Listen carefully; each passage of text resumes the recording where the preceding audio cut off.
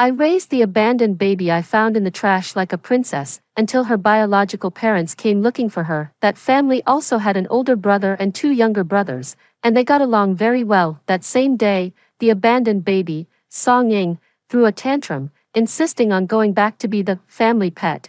All my years of tolerance and sacrifice were undone by that single meeting. With a heavy heart, I let her go. Later, she kept coming back for money, claiming it was rightfully hers. I reached my limit and proposed cutting ties for good. She knelt outside the door, begging for forgiveness. Just as my heart softened and I opened it, her brothers, who had been hiding in the shadows, rushed in. They ransacked my home and then killed me without mercy. When I opened my eyes again, I was standing before a pile of garbage. I turned away with contempt, yet I heard her cries, louder and more piercing than in my previous life. When I opened my eyes, my body was still trembling. Uncontrollably, the image remained burned into my mind, them wantonly smashing the furniture, laughing loudly, tormenting me, and then setting a fire before walking away without a care. In the cool autumn breeze, I pulled my wool coat tighter and let out a long, deep sigh. Heaven took pity on me and granted me a second chance. A baby's cry came from the garbage heap beside me. I turned to look. In a tattered swaddle, the infant's face was smeared with tears and snot. Years later, that same little face would beam with a radiant smile as I lay dying before it. Mother, you've had your share of a good life. Now it's my turn. I shook my head, turned away, but heard the baby crying heartbreakingly, her arms even breaking free from the swaddling cloth, struggling to wave. I remained unmoved, quickened my pace, and only called the police after turning the corner. Yes, it's a baby girl. I don't know her. In my previous life, I thought it was a divine blessing, and immediately picked her up. Wrapping her in my coat, she has been frail since childhood, and I don't know how many nights I've spent by her bedside in the hospital. Later, whenever she got into trouble, I would recall the afternoon I met her, when the whole world had abandoned her, and she only had me, so I repeatedly helped her out of trouble and patiently taught her. Looking back now, many things were foreshadowed, and some connections were nothing more than ill-fated relationships. 2. Director Ding of the orphanage received me and said that the documents I provided had been reviewed and met the adoption criteria. MS, Song Mo, you mentioned you wanted a younger girl. I've selected a few candidates. You can meet them all first to see. Here are their personal profiles. Director Ding handed me a stack of files. As I flipped through the pages, I asked, are their family backgrounds all clear? This is what matters most to me right now. Before her family came looking for her, she was just willful, bad-tempered, uninterested in studying, and forming cliques at school, things I could still tolerate. But after her family showed up, our lives changed dramatically. That day, after finishing work at the company, I got home around 8 o'clock and heard laughter and chatter filling the villa. I pushed the door open with a puzzled expression, and Song Ying ran over. Mom, look, these are all my family. I looked around, a middle-aged couple in plain clothes with weathered faces, and 3 boys with a thuggish air about them. Seeing me frown in silence, her birth mother stepped forward and yanked up Song Ying's shirt. There's a birthmark right here on her waist, no mistake about it. Song Ying's fair, delicate skin was exposed. The boys' gazes instantly snapped toward her, and I hurriedly pulled her shirt back down. Mom, look how much we resemble each other. Yes, I've finally found my real parents. On Song Ying's 18th birthday, I told her the truth that she wasn't my biological child and promised that if she wanted to find her birth parents, I would help her. But when it all happened so quickly, I must admit, I wasn't prepared. Listening to her affectionately calling them Mom and Dad, I felt a moment of disorientation. I sat on the sofa, collected myself, and then, coming back to the present, I looked at the cheerful group before me and spoke calmly. Back then, she was abandoned, wasn't she? I enunciated the word abandoned with particular clarity. I knew saying this would undoubtedly wound Song Ying, but in that moment, I was more like a helpless child in a fight, lashing out recklessly to expose my opponent, desperate to gain some ground. I didn't expect them to be completely calm. Oh, back then, our family was really struggling. We couldn't afford to raise her, so we had to give her a chance to go to a good family, and now everyone is happy. Isn't that right? Otherwise, with 4 kids, there wouldn't even be enough food to go around. I interrupted him, judging by age, she's neither the oldest nor the youngest. I want to know why you chose to give her up. Was she the one you liked the least? Mom, Song Ying's eyes welled up with tears. Please, don't say any more. The couple exchanged a glance, stammering, thinking they really couldn't bring themselves to say it. Back then, they simply thought she was a worthless girl. There weren't any grand reasons. No, no, no. We loved her. She was our favorite. That's precisely why we didn't want her to suffer a hard life with us. A boy can be raised rough, but she was our treasure. The woman spoke with such heartfelt sincerity that Song Ying was immediately moved. She hugged her and said, so that's how it was, bold enough to say it and bold enough to believe it. They really are cut from the same cloth. The eldest boy stepped forward, gently stroking Song Ying's hair. I've always dreamed of having a little sister to cherish and protect. No one will ever dare to bully her. Song Ying blinked her tear-reddened eyes, looking at him, and choked out, I've always envied others for having a brother, never expecting that I would have one too. I have a brother now.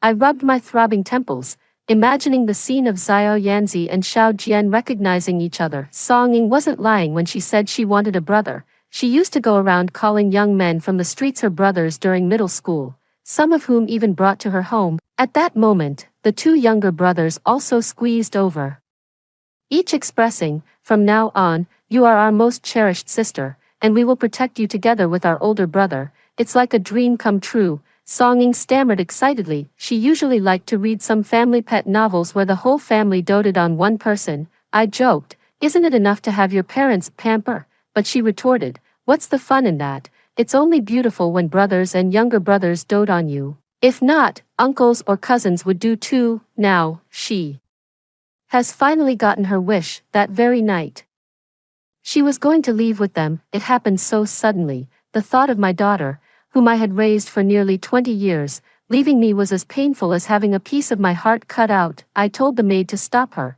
but she struggled free, shouting, why won't you let me go back to my own home? I'm going to call the police. Xiao Ying, I'll arrange for them to stay at a hotel. Once I've confirmed everything, we can sit down and talk this through properly. All right. My tone was almost pleading. You once said you wouldn't stop me from going back to my own home. You wouldn't go back on your word, would you? I just want the warmth of a family. I was greatly shocked. Haven't we given you the warmth of a family all these years? But you've always controlled me. My brothers and I were just talking about games and anime.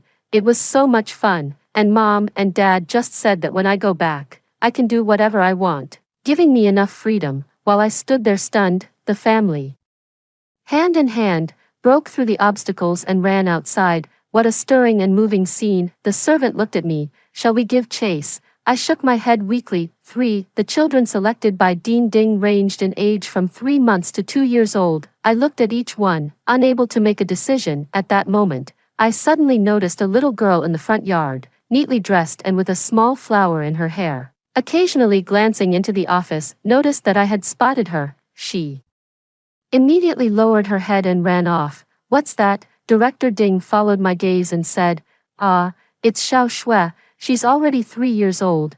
I nodded and looked away. Director Ding also said, this child is so unfortunate. Her mother died during childbirth, and her father passed away last year while heroically jumping into the river to save someone. I was deeply moved and stood up, putting down the documents. I'll go take a look. Xiao Shui was sitting on her small bed, seeing me come in. She hurriedly jumped down and stood up straight. Auntie Song, she called me softly, but didn't dare to look at me. How do you know I'm Auntie Song? I crouched down, finding her nervous and shy demeanor quite amusing. She pulled out a piece of paper from under her pillow. It's an interview with me, on the inside pages of a financial magazine. You can read already. I asked in surprise. She shook her head, her face turning even redder, and pointed at my photo. I asked Teacher Zhang. She said the impressive lady's surname is Song. When I heard them say you were coming yesterday, I thought they were just kidding. Oh, and how did you know I was an impressive person? Looking at the photos here, I see most of them are men, so you must be really impressive for them to respect you enough to take these pictures of you. I remembered what Song Ying said when she saw my photo in the magazine. This suit makes you look older and doesn't flatter your waistline. It's not a good look. I never expected the same photo would help me attract a little fan. I laughed for a good while, then teased her on purpose. So, you dressed up so nicely today. were you waiting for me? She fumbled with the flower in her hair, flustered. I just wanted to see you for a moment. I picked her up in my arms. Let's go. You can see me every day from now on. For as Dean Ding saw us off, a police car was parked at the entrance. The police officer hurried over with the baby girl found near the trash heap. Explaining the situation to Director Ding, Song Ying had stopped crying and was staring straight at me. I stared coldly back at her. Xiao Shui noticed this and suddenly let go of my hand. I looked down. What's wrong, Auntie Song? It's okay. I know you all want a baby, but I'm not a baby anymore. If you want to take this baby back, that's fine too. My eyes welled up, and I held her tightly. You'll always be mommy's baby. I no longer gave Song Ying even a glance. Little Shui is so young, yet she's already been through so much. She's a sensitive soul. Director Ding says she always lets the other children have their way and never fights for anything. A child like that, if she doesn't receive more love and care, is bound to face a lot of heartache on her journey to adulthood. Also, your mother has thought of a name for you. You must remember it. What is it? Little Shui's eyes sparkled, brimming with anticipation. Song Wuyo. Mom hopes you will never be sad and always be happy. Song Wuyo. Wuyo, she murmured, her face glowing with joy. I really love this name. Thank you, Song.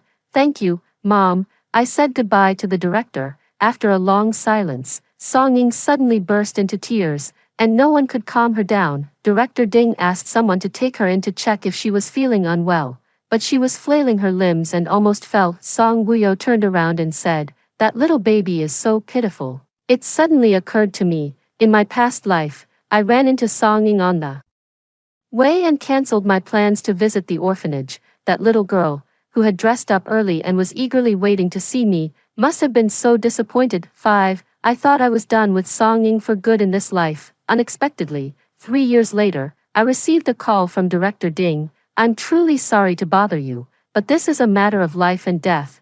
We need you to come here. After hanging up the phone, I walked over to the piano and asked Song Wuyo, want to go back and see Director Ding? Sure. Although I had kept in touch with Director Ding over the years, I had never returned to the orphanage. Seeing Director Ding waiting at the gate from afar, Song Wuyo excitedly waved vigorously through the car window. As soon as the car stopped, she jumped out and ran toward the director, then halfway remembered the supplies in the trunk and turned back to help me get them. I smiled and waved. Go play, Mom can handle it. After greeting the dean, she hurried off to find her former teachers. Like a lively little rabbit, Dean Ding watched her retreating figure and remarked, you've raised her well, no trace of her former timid and pitiful self. I gazed at the dormitory area and got straight to the point. Take me there. 3-year-old Song Ying lay on her tiny single bed. Hearing the noise, her eyelids slowly opened. The moment she saw me, she desperately wanted to sit up,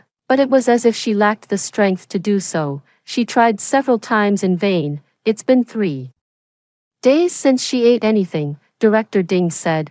We can't even get her to eat. She insists on seeing you. We've been force-feeding her some water and juice daily, but that's not a solution. Wants to see me. There are photos of donors hanging in the lobby. She stares at yours every day and has asked to see you many times. We didn't want to disturb you without reason and haven't contacted you. But this time, I sat down on the edge of the bed, my gaze softening with a touch of tenderness. Do you know me? She hesitated for a moment, then shook her head. You wanted to see me, now you have. What happens next, Mom? She whispered weakly. Take me home, Mom. Dean Ding was visibly moved, discreetly wiping away tears. Maybe it's because you seem so kind, he sighed. After all, the child has never seen her own mother. In my previous life, whenever Song Ying got into trouble and begged for my forgiveness, she would sweetly call me Mom. She knew I couldn't resist her coquettishness and would always forgive her. It never failed. I raised my hand toward the pillow, and Song Ying closed her eyes, gently leaning her face closer, a faint smile playing on her lips. But as my hand touched her cheek, I pushed her head to the side with force, and she tumbled over unexpectedly. I picked up a crumb from the pillowcase, held it close for a look, and sure enough, then I lifted the pillow to show Dean Ding, pointing at the half slice of bread under the pillow. Dean Ding asked Song Ying in disbelief, what is this, a hunger strike, and then secretly eating bread on your own? She then turned to me and said, I'm so sorry. I truly had no idea it was like this. Since everyone's fine, I'll head back. Song Ying scrambled off the bed and chased after me, but Director Ding caught her in one swift motion. Don't be naughty. 6. Song Wuyo was playing with her old friends when she saw me and looked up. Mommy, are we going home now? I saw her having a great time. So I said, no rush. It's rare to come by, you can stay a bit longer. Director Ding led me into her office and apologized, saying she hadn't investigated thoroughly this time, perhaps fearing that my impression of the place would be diminished, which might affect regular donations. She repeatedly explained, Xiaoying is usually a bit introverted, and she might have done this to get attention. We will strengthen our psychological care for the children in the future and guide them to express their needs correctly. Before she could finish, a commotion broke out outside. A group of children surrounded Song Ying and Song Wuyo. Song Ying's face was wet with tears as she stammered, "It's okay, I'm not in pain, ouch, I forgive you." The wound on the back of her hand was bleeding. Song Wuyo stood nearby, clutching her hands, her face pale with fear. Several teachers ran over to tend to Song Ying's wound, and all eyes were on her. I stepped beside Song Wuyo, putting an arm around her and gently stroking her trembling shoulders. "What happened, Dean?" Ding asked. Song Ying, enduring the pain, replied, "I had just finished my piano performance when this older girl pulled me aside. She said she admired me and was curious how I could play so well with such small hands. She took my hand to look at it, and then suddenly stabbed me with a pencil." I looked around. "Are there no security cameras?" "There's one over there, but it can't capture this area," Director Ding said. I leaned down to smooth Song Wuyo's bangs and asked gently, "Your turn, what happened?" Song Wuyo had composed herself. She picked up the pencil from the floor. After that girl finished playing the piano, she came over and asked if I could play. I said no, and then she snatched my pencil and stabbed her own hand with it. "Well," Director Ding couldn't help but exclaim, but he stopped short when he saw my expression. It's obvious that, in comparison, Song Wuyo's argument lacks logic and sounds more like the nonsense of a child, making it hard to believe. Director Ding looked at me with a troubled expression. "Xiaoying does indeed have a talent for playing the piano." The other children nearby chimed in. "Xiaoying can play Ode to Joy without even learning it. She's really amazing. With my hand injured now, I don't know if I'll ever be able to play the piano again." Jealousy is a terrifying thing. I frowned, finding it strange, and asked Song Wuyo, "Did you tell them you couldn't play the piano?" On the very first day I brought Song Wuyo home, he showed a keen interest in the piano in the living room. As he listened to me play, his eyes sparkled as if he were witnessing something truly extraordinary. I tentatively asked her if she wanted to learn, and she immediately raised her hand, firmly answering, "Yes, learning the piano is quite tough. You know, I'm not afraid." In my previous life, Song Ying only found my piano playing annoying. It wasn't until she started elementary school and saw some classmates playing that she became envious and expressed a desire to learn. However, after a few lessons, she found practicing the piano boring and couldn't sit still. I tried coaxing and persuading her, but it only deepened her resistance. After half a year, I was exhausted and let her do as she pleased. Song Wuyo is different from her. She doesn't need me to push her. Not only does she practice diligently, but she also often shares her insights with me, showing that she genuinely loves it. Playing a four-hand piano piece after dinner is our daily pastime, Song Wuyo whispered to me. I'm just so lucky to have a mom, a dad, and a home, and the opportunity to learn piano. They don't have that, not because they did anything wrong, but because I'm just so lucky. I suddenly realized that she had returned to her old place and saw the gap between the lives of these children and hers. Instead of feeling superior, she felt an inexplicable sense of guilt, which is why she didn't want to flaunt her life. What a child with great empathy. But now, if someone who only knows Ode to Joy says you're jealous of her, well, there's just no helping that. As I spoke, I walked over to the piano I had donated and motioned to Song Wuyo. "All right then, Your Highness, the stage is yours." 7. Song Wuyo sat down calmly, raising her hands above the black and white keys. Suddenly, as her fingertips descended and struck, the melody rippled into the audience's hearts like a stone breaking the surface of a still lake, precise and powerful, flowing effortlessly. Croatian Rhapsody. The room echoed with her unspoken confusion. grievance, sadness, and anger. As the piece ended, everyone snapped back to reality, and thunderous applause filled the air. Song Ying's jealousy theory falls apart on its own. Among the crowd, only she stood still, staring blankly at the piano. She probably couldn't understand how Song Wuyo, who had only been raised by me for 3 years, could reach such a level. Ding ding, I said seriously, talent isn't important, what matters is becoming an honest and upright person. Ding Ding looked at Song Ying, still hesitant, but she's only 3 years old. If you put it that way, Wuyo is only 6 years old. How could she possibly lie? The dean had no response. I hope you won't spoil or favor her. A small punishment will serve as a warning to others. I understand. I took Song Wuyo's hand, my voice softening. Let's go home, sweetheart. You must have been scared today. Let mommy think about how to make it up to you. You don't have to. Mom, Song Wuyo said, nuzzling my arm with her head, you're already so good to me. We both laughed. Out of the corner of my eye, I saw Song Ying biting her lip hard, unable to stop her tears from falling. This time, as I stepped out of the courtyard gate, my feelings were completely different. 3 years ago, standing right here, the look in baby Song Ying's eyes made me instantly suspect. Had she been reborn too? For a moment, I regretted not just leaving her in the dumpster to fend for herself, but then I thought, wouldn't that have been letting her off too easy? In my past life, I went to great lengths to secure a smooth path for her, which she rejected, so in this life, let her face the hardships that follow this starting point on her own. I kept my distance from her because, with Song Wuyo in my life, I was happier. I had no intention of letting the mud from Song Ying's life splatter onto us, but after her little scene today, I've changed my mind, since she's determined to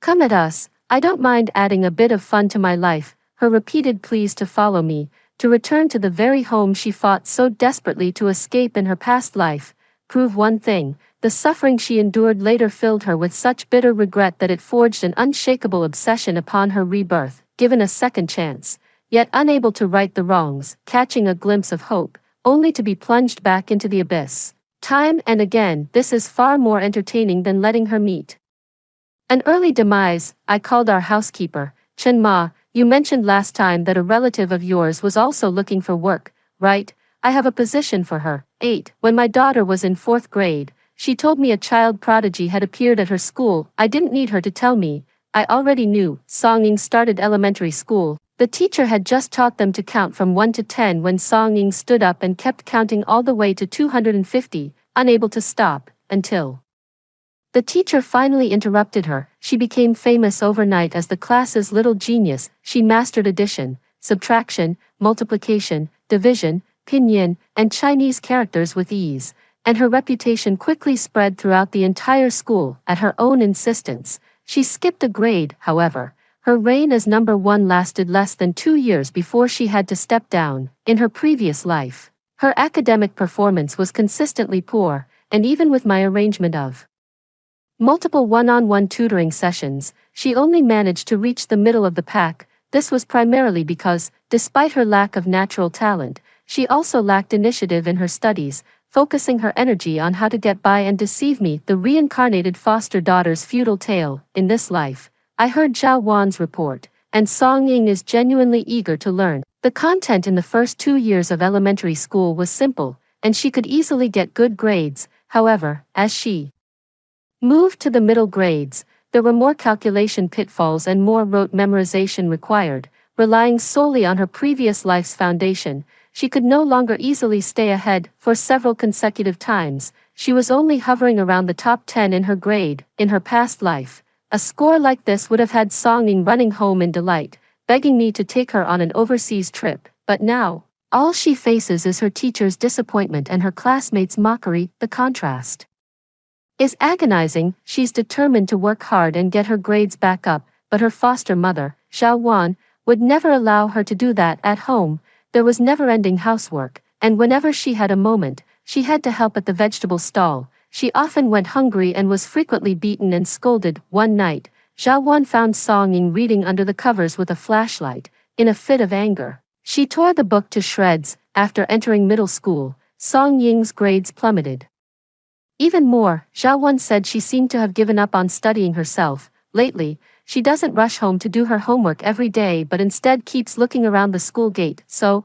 I made a special effort to free up time and personally picked up Song Woo-yo, who is in the third year of middle school, before school let out. Sure enough, Song Woo-yo hadn't even left the school gate when a figure ran out from the other side and blocked my path. "Auntie, wait a moment, I have very important news to tell you." She mysteriously led me aside. I pretended to be curious and followed her. "I think you look a bit familiar. What's your name? Have we met before?" I tried to make my eyes look innocent and naive. She observed me for a moment and said, "I saw you at the orphanage when I was a child. There were so many people there. You wouldn't remember me. I remember you all too well. What's this important news you mentioned?" "Oh, never mind how I know. But remember, invest in Ife technology. You must invest in it, you won't regret it." "So that's what you were talking about. In my previous life, I refused to invest in this dark horse company, and one morning at breakfast, I complained to my husband, lamenting and regretting endlessly, which made him so preoccupied with comforting me that he couldn't even eat his meal." At the time, Song Ying listened half-understandingly while sipping her milk. It's impressive that she still remembers. She must have racked her brains to recall it. I was first shocked, then thoughtful, and finally cautiously said, "I'll consider it." She relaxed completely, and a spark of life finally returned to her dusty, weary face. "Bye, Auntie, my name is Zhao Ying, and I'm in class 3, grade 7, I waved goodbye, watching as she ran towards the market, her patched-up backpack bouncing on her shoulders. 9. Song Woo-yo hesitated and walked over. Seeing this scene, before she could ask, I said, "She's here to give me investment advice." In the evening, as I flipped through the business plan, Song Woo-yo, having finished her homework, leaned over and asked, "Is this what she suggested you invest in?" "Yes." How could she possibly understand all this? Is she really a genius? Song Woo-yo looked disheartened. If only Mom had adopted her back then. "I can't help you at all." I smiled and said, "Silly girl, you don't need to compare yourself to anyone, you're the best. Come, take a look and tell me what you think of her suggestions." Song Woo-yo really started to look through it seriously. After a while, she closed the proposal and said, "She's right, this company does seem impressive, so I already met with the founder of Ife last month." Song Woo-yo looked up in surprise, then smiled. "I knew it, Mom doesn't need her advice." However, she hesitated and pushed another proposal in front of me. "If it were up to me, I'd say this company has a brighter future." Oh, she chose her ruin. Ife's founder has an aggressive style, aiming straight for an IPO, but the team lacks overall experience. And their product has a low entry barrier. Once a major company enters the market, their competitiveness is incomparable. Haruan, on the other hand, has core technology and a more solid and clear future plan. Seeing that I didn't respond, Song Woo-yo scratched his head. "I'm just an outsider looking in. I don't understand the data. I'm just analyzing it from a textual perspective." "Mom, don't laugh at me." Ife's future indeed turned out as she predicted, short-lived like a fleeting blossom, so I prepared for short-term gains. Haruan remained obscure for years to come, but through steady and deep cultivation, it leaped to industry leadership just 2 years before my previous life ended. This girl is not only smart but also has a sharp eye for opportunity. I suddenly have a bold conjecture. "Woo-yo, when will the 2020 Olympics be held?" She paused for a moment, then reached out to touch my forehead. "Mom, the answer is right there in the question. She's not reborn, so I must have really hit the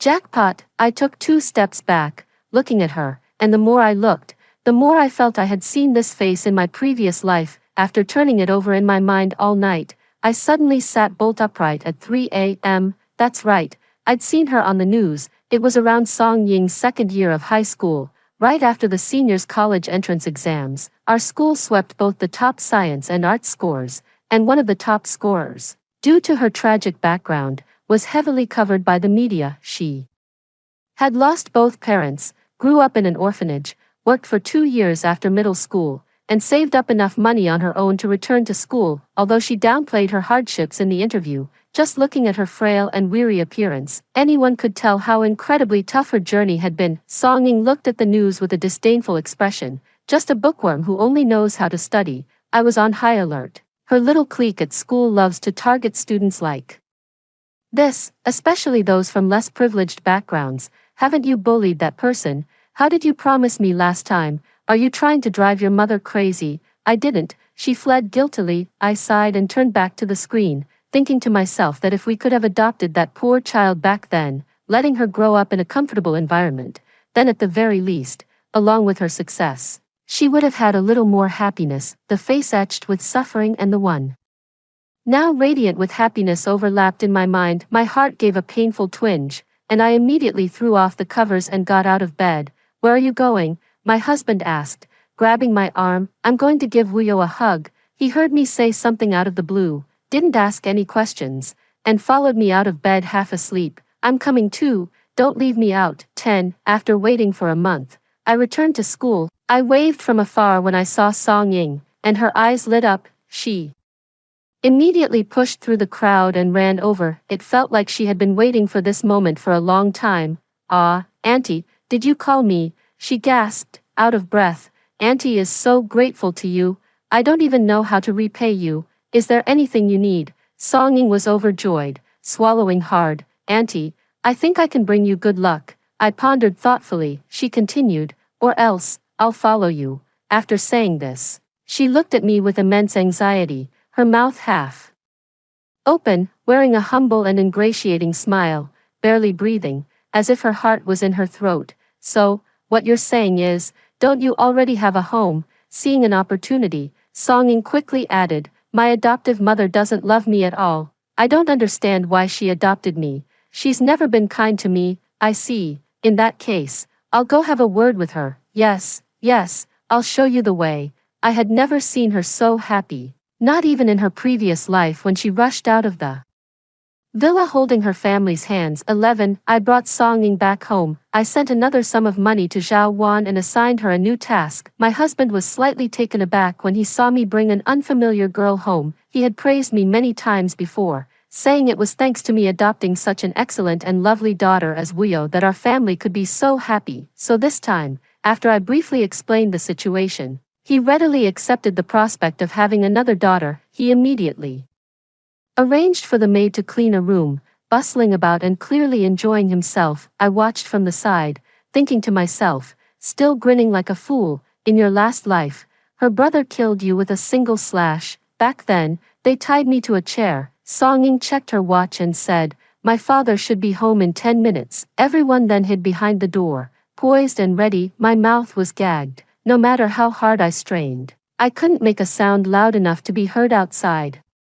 In the end, I threw all my weight into it, toppling over, chair and all, onto the floor. It was still useless. The door opened. I pulled my thoughts back, unwilling to dwell on them further. Before her, Song Ying's eyes welled with tears as she looked around. Her chest heaved violently, a myriad of emotions surging within her, yet she couldn't find the words to express them. She cherished this hard-won opportunity and was far more sensible than in her previous life. One day, she came back soaked to the bone. I pretended to be concerned and asked, what happened to you? Someone bullied me, Song Ying blurted out, bursting into tears the moment she spoke. She pulled up her sleeve, revealing a bruised and swollen arm, with fresh wounds layered over old ones. I knew the bullies were her very own lackeys from her past life, back when they used to torment others. I had been summoned to the school more than once. Every time, I would lecture her sternly, but she never took it seriously, always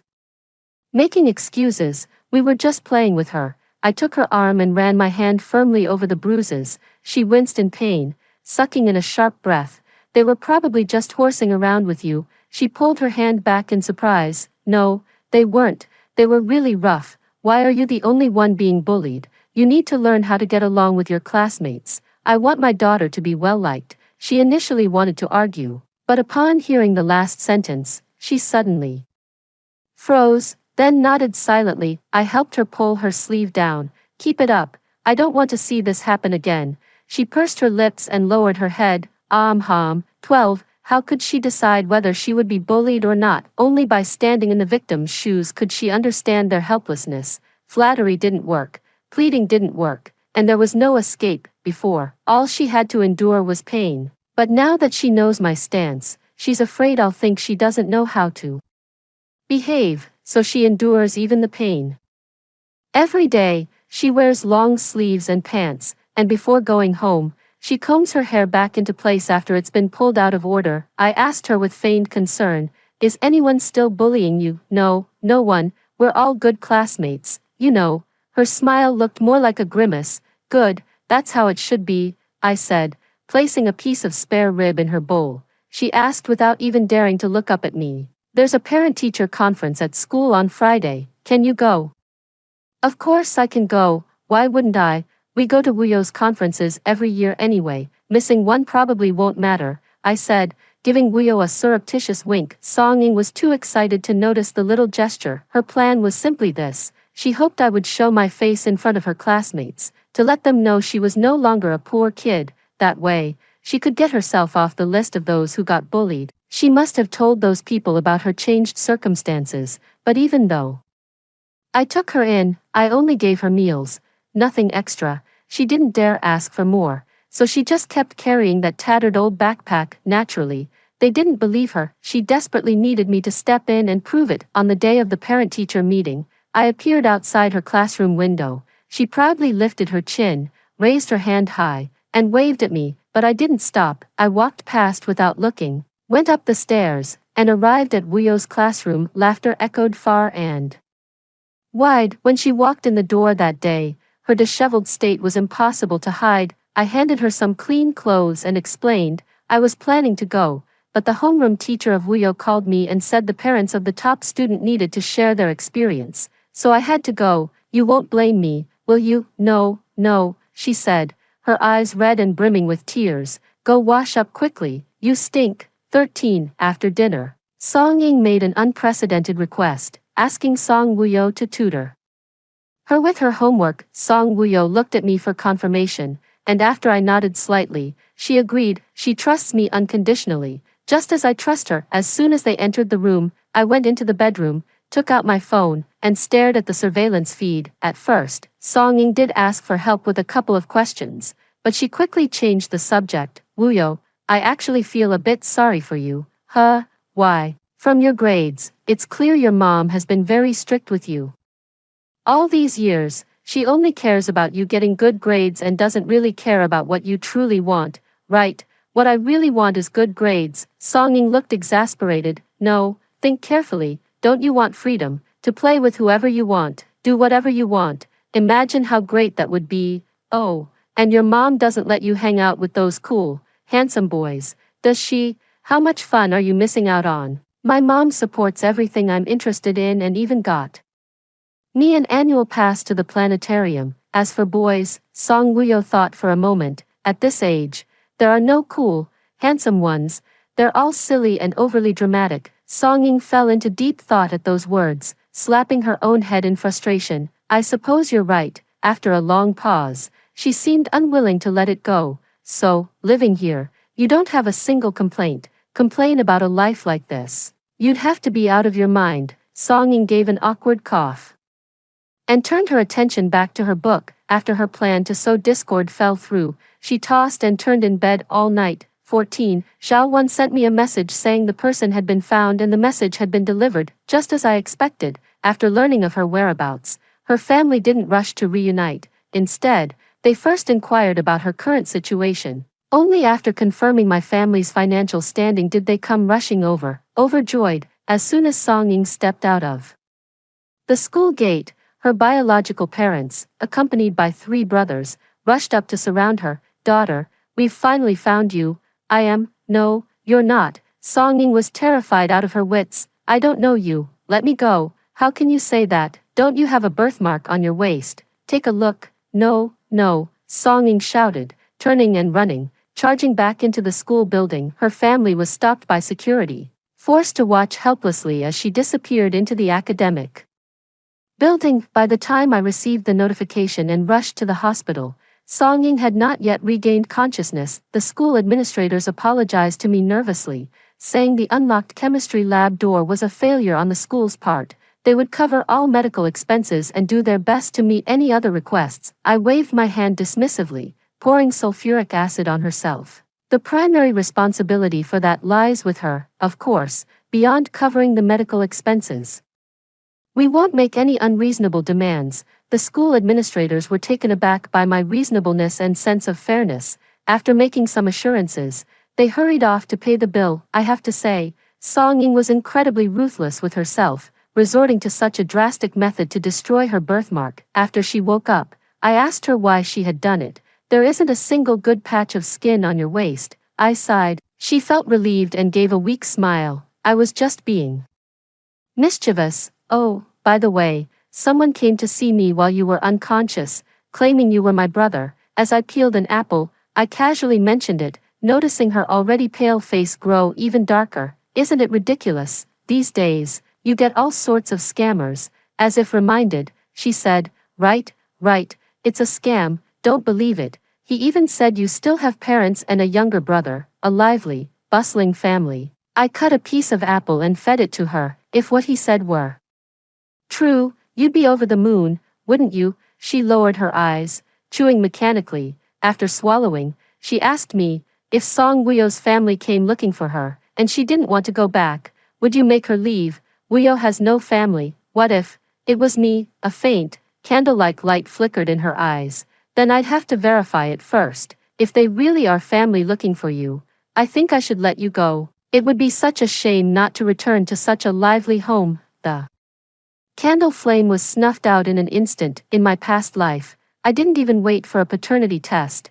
I just ran off with someone based on a birthmark. I probably didn't have a clue. This time, I paid a painful price just to get rid of a birthmark. The thought of it makes me laugh. Stop overthinking. Once you've recovered, I'd like to make it official and have you join my family. How does that sound? She forced a faint smile. Okay. 15. After Song Ying was discharged from the hospital, we held a welcome home party for her. I decorated the living room in her favorite shade of blue and brought out a cake with a drawing of her smiling face. Where's Wuyo? She asked, looking around. Went to Grandpa's house to play.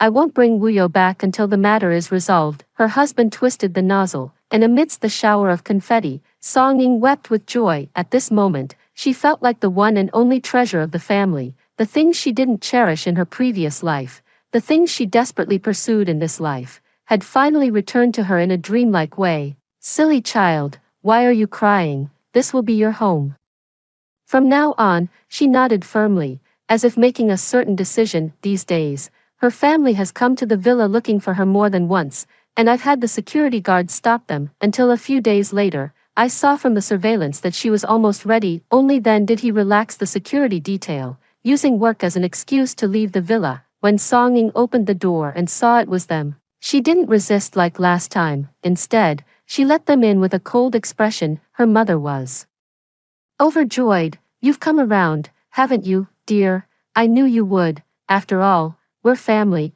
Don't come back here again, Song Ying said. Her father lit a cigarette. What do you mean by that? You still don't want to acknowledge us? If you're still not convinced, we can go for that DNA test. It was you who abandoned me back then, so why are you looking for me now?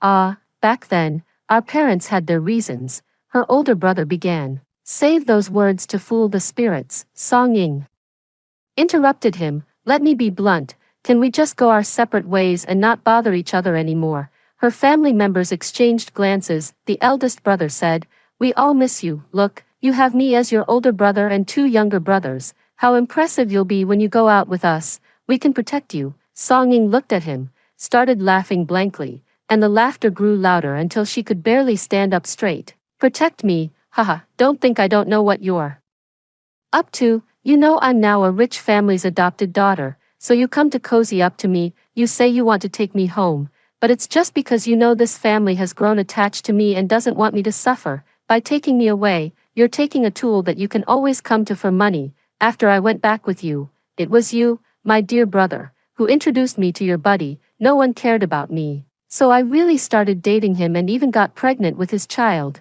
You all pretended to be nice to me, and I got lost in the dream of being pampered. I thought you were the best people in the world, except for being broke. Being broke didn't matter. I could keep asking for money. Little did I know, I pushed the only person who truly cared about me to the point of no return, forcing them to cut ties with me. When things started to go south, you came up with a terrible idea. suggesting I consider the baby in my belly and just inherit the fortune to solve everything. Once and for all, I did those things, but what about you? You blackmailed me with footage of me entering here before the incident, forcing me to hand over all my money to you. As soon as you got the money, you turned your backs on me, making me, a pregnant woman, serve your entire family, pampered. How laughable. I was just a piece of rotten meat, at the mercy of others. In the end, I couldn't even save my child. I went mad. And you still wanted to sell me to an old man. I died with my eyes wide open. Song Ying finished speaking and slumped to the floor. Her family had listened with tense expressions at first, but as she went on, they began to think she was just talking nonsense, and their faces relaxed a little. Sweetheart, don't scare your mother like that. Are you all right? Song Ying wiped away her tears and staggered to her feet. It's fine, you guys come pick me up at the school gate tomorrow. I want to go home and take a look. Hey, that's the spirit. You'll like it. The house may not be big, but you can do whatever you want. It's a lot of fun. 16. The next day, I finished my work early and sat quietly at my desk, waiting for the police's call. A family of 6 consumed food contaminated with rat poison, resulting in 5 fatalities and 1 person being rushed to the hospital for emergency treatment. Given the unusual nature of Song Ying's relationship with the other victims, she naturally became a suspect in the police investigation. However, 2 key points cast doubt on this theory. First, she herself was poisoned, and second, surveillance footage showed that when her family picked her up, she appeared reluctant and even tried to run away before being forced into the car. This behavior is inconsistent with the logic of a premeditated poisoning. Just as the police were about to clear her of suspicion and look for another lead, I delivered the surveillance footage in the nick of time. The video clearly captured Song Ying portioning out rat poison in her bedroom and then placing it into her backpack. A shaft of sunlight fell across the hospital bed. Song Ying slowly opened her eyes. When she saw me, she smiled. Mom, I'm not dead. That's great. They took me away, and then I don't know what happened. My stomach hurts so much. I thought I wouldn't make it back. Mom, I want to go home. I pulled the curtains, and the ward instantly darkened. I leaned down to look at her. You took a risky step. Aren't you afraid that if you misjudge the dosage, it could cost you your life? Her smile froze on her face. You?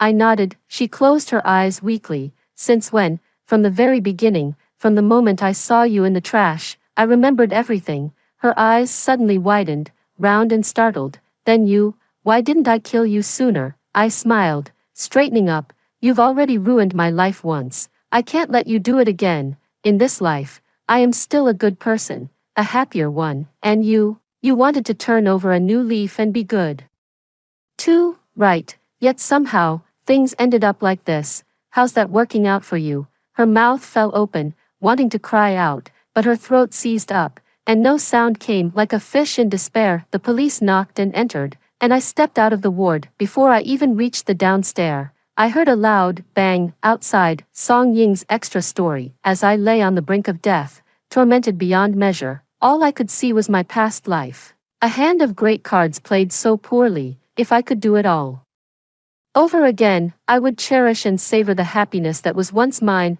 I opened my eyes to a clear blue sky, and there was a young mother in a coat looking at me. I was reborn, and the dream of being the heroine in a rebirth story actually came true. But no matter how much I cried and shouted, she didn't pick me up at the orphanage gate. The child she was holding was someone else, watching her about to leave. I ached to throw myself into her arms. Why is this happening? I can't figure out what altered the course of events. Ever since I could speak, I kept asking to see her, but no one paid me any mind. It wasn't until I pretended to go on a hunger strike that I finally got to see her again. That girl, Song Wuyo, who had lived in her house for 3 years, seemed truly carefree. It struck me, wasn't I just like that as a child? I thought everyone was the same, but observing from the sidelines made it clear, only a flower that is cherished can bloom so freely and wildly. I must seize the opportunity. I framed her, but my wounds didn't make my mother feel sorry for me. She stood by Song Wuyo from start to finish. From the way my mother looked at her playing the piano, I knew they were closer, and we were farther apart. After they left, I was severely punished by the headmaster and locked in a small dark room. I thought for a long time inside, since I've been reborn, there's no need to cling to one tree. I can fully utilize the advantages of being reborn to create a wonderful life for myself. However, when I came out, Headmaster Ding said someone had specifically requested to adopt me. I thought it was my mother changing her mind, so I rushed out without even properly dressing, only to find it was Xiao Wan, that dowdy woman. I had no choice but to follow her. Little did I know, that single step plunged me into the quagmire of fate. For the first few years, I cried almost every day, starving, cold, beaten, and cursed. The fairy tale childhood of my past life was replaced by a living nightmare in this one. When I finally started school, I was able to shine. The feeling of being admired and looked up to was entirely new to me. It was then that I finally understood what Song Mo meant when she urged me to study. But the good times didn't last. From a certain day onward, I could never score first place again. It's okay, I can work hard. However, I forgot that it's no longer the time when, as long as I was willing to learn, Song Mo would provide everything I needed to support me. I had to squeeze out sleep time and sneak to read a couple of pages, which was discovered by Xiao Wan, who then beat me up. The more anxious I became, the greater the pressure, and the more my mind struggled to absorb anything. By middle school, my grades had dropped to the middle of the pack, and the feeling of falling from a high place tormented me daily. I had to think of another way.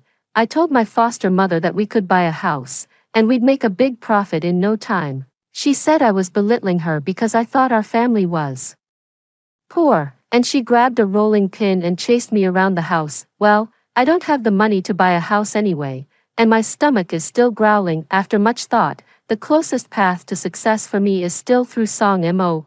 Although she didn't adopt me in this life, her attitude towards me doesn't seem to be one of hatred, which means there's still a chance. I carefully recalled every detail of my previous life, and it did remind me of something. My investment advice paid off. Finally, I stepped back into that luxurious house, seeing everything that was both familiar and strange. I couldn't stop trembling from head to toe. Despite all the hardship I endured, I managed to get my life back on track. I'm pretty damn proud of myself. I'm determined to be a good daughter to Song Mo and to cherish everything she has given me. That night, as I lay in the soft bed, I laughed out loud in my dreams. Everything was going so well. But then, why did Song Wuyo have to exist? Because of her, Mom doesn't care for me like she did in my past life.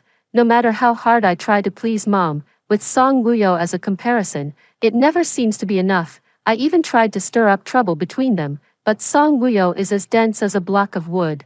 Nothing gets through to her. Yet, her words made me realize how foolish I was in my past life, a level of stupidity that even my present self finds hard to accept. I adjusted my mindset. This is already good enough. I'm not greedy. If I can enjoy even half of what I had in my past life, I'll be content. But it seems like fate is toying with me. My family, who weren't supposed to find me for several more years, suddenly showed up at the school gate. When I rushed into the lab and found the sulfuric acid, I didn't hesitate. There was only one thought in my mind. I couldn't let them destroy what I had fought so hard to get back. When I woke up and saw my mother sitting by my hospital bed, peeling an apple for me, I felt that all the bone-deep agony had been worth it. But when I heard her mention the paternity test, I was stunned. What was I even doing? Once the test was done, the truth would be out in the open. I had risked my life for nothing, making a complete fool of myself. Mom said if my family came, she would let me go. She's changed. In my past life, she couldn't bear to part with me. Now that she has Song Wuyo, she no longer values me. I can't let them find me. I worked out a plan overnight to ensure their complete defeat while keeping myself safe. I arranged to meet them in a place with surveillance, then changed my mind just before getting in the car. When they tried to pull me in, I put up a token resistance but didn't really resist. I did eat the drugged meal, just not much of it. When I woke up again, the sunlight was on my face, and my mom was right beside me. I knew I had made the right bet. It felt like a long and dark dream. I went through countless hardships, paid a great price, and with all my strength, I slowly climbed out of the mire and back into the beautiful life that was rightfully mine. It was incredibly difficult, but it was so worth it. I opened my mouth. Mom, the end. Story 2. My sister is a snake demon, cultivating for 1,000 years just to transform into a dragon and ascend. At the moment of ascension, a mortal pointed at her and said, "It's a snake." She fell from midair, severely weakened. and was taken to the palace by an emperor who was out hunting. Through their daily interactions, my sister developed feelings, but the emperor took advantage of her guard being down and impaled her with a spear dipped in talisman water. He dug out his sister's snake pearl and shared it with the imperial concubine. Folklore claims the emperor and his concubine share profound love, unswayed by demons, having personally slain the monsters to usher in this peaceful era. No one knows that my sister was the golden python revered as an auspicious sign, while I am the ghost snake that brings calamity. Now, I've been welcomed into the palace as a divine maiden. On the day my sister died, 100 birds wailed in mourning, and heaven and earth wept together. The ignorant mortals called it an auspicious sign, the sound of victory, like sweet rain after a long drought. Only when the torrential rain poured for 3 days straight, drowning and destroying village after village, did they realize it wasn't sweet rain but calamity. Refugees came in wave after wave, while courtiers submitted stack upon stack of memorials. The emperor's endless worries turned his hair white. At that very moment, I appeared. The incessant rain ceased without warning, as I stood on the high platform with a hand seal, becoming their savior in desperate times. Thousands knelt in worship, revering me as the divine maiden. I got my wish and was summoned to the palace. The emperor sat on the high platform, his oppressive aura carrying traces of my sister's snake elixir. He asked me what I desired. I prostrated on the ground. I only seek a place to stay. Raise your head. I slowly raised my head, catching a fleeting look of admiration in Levi's eyes. Unlike my sister's delicate elegance, I radiate a more vibrant and captivating beauty. The more vividly patterned the snake, the deadlier its venom tends to be. Levi's Adam's apple bobbed as he began to speak, only to be interrupted by the imperial consort beside him. In my humble opinion, why not have her move to the state preceptor's residence? The divine maiden and the state preceptor would likely find much to discuss. The noble consort's complexion remained composed, yet her knuckles turned a frightening bluish-white from excessive force. The state preceptor was both her spy and her lover. The noble consort was intensely jealous, unable to tolerate even the slightest speck in her eye. As Levi's gaze gradually shifted from her to her elder sister, she grew anxious, so she had the royal sorcerer tell Levi that her sister was a golden python about to ascend, and that extracting its core and drinking its blood would greatly benefit mortal cultivation. Obsessed with cultivation, Levi sought to rival deities with his mortal body, and his heart was swayed. Thus, step by step, he deceived her sister, ultimately piercing her through with a spear dipped in talisman water. Sisters as one, I could clearly feel her blood gushing uncontrollably from her body, the spear-pierced chest burning with searing pain. A millennial serpent demon, just one step away from transforming into a dragon. Waves of excruciating pain stung her heart. Her sister wept, dying in disbelief that the emperor she deeply loved would slaughter her without hesitation, feasting on her flesh and blood. The mortal world is heartless, I had warned her long ago. After a moment of silence, Levi agreed to the imperial concubine's proposal. Shall the divine maiden reside in the state preceptor's residence? Thank you, your majesty. This humble woman has heard that your majesty recently obtained a serpent core. 1,000-year serpent core is extremely rare in this world. If the core is refined for your majesty's use, achieving immortality may be effortless, and manipulating the clouds and rain would be as easy as turning one's hand. Levi's obsession with attaining immortality was known throughout the land. The fact that I stopped the heavy rain with a mere hand seal added credibility to my words. Instantly, Levi's eyes lit up. The serpent pearl placed beside him had indeed cured many of his chronic ailments. The serpent pearl nourished him, restoring his vitality and making him appear years younger. Yet this fell far short of his expectations. Greed knows no bounds, and Levi desired far more than this, and so, the task of refining the serpent pearl was entrusted to me. With a deadline of 49 days, the golden glowing snake pearl rests in my palm, warmth spreading from my hand to my heart. My sister comforts me, saying, Athena, big sister is fine, too. Wherever the golden python goes, blessings follow, a divine gift from heaven. In 1,000 years, only my sister has been born as one, and I am a ghost snake, even rarer than the golden python. On the day I was born, all life withered, heaven and earth lost their radiance, plagues ravaged the land, and the people suffered endlessly. The ghost snake is an ominous creature.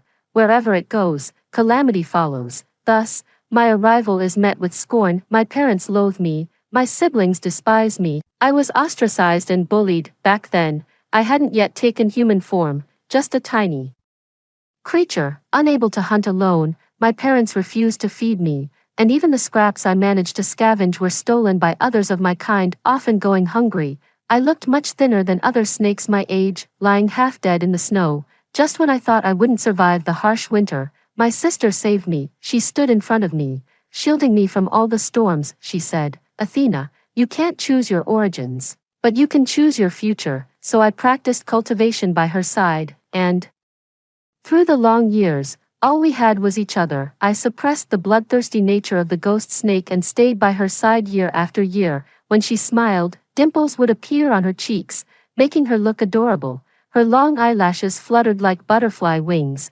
captivating the heart. Despite having an absurdly low alcohol tolerance, she loved imitating humans by warming a pot of unfiltered wine during New Year's Eve. Even when drunk, she never forgot to recite her grand philosophies.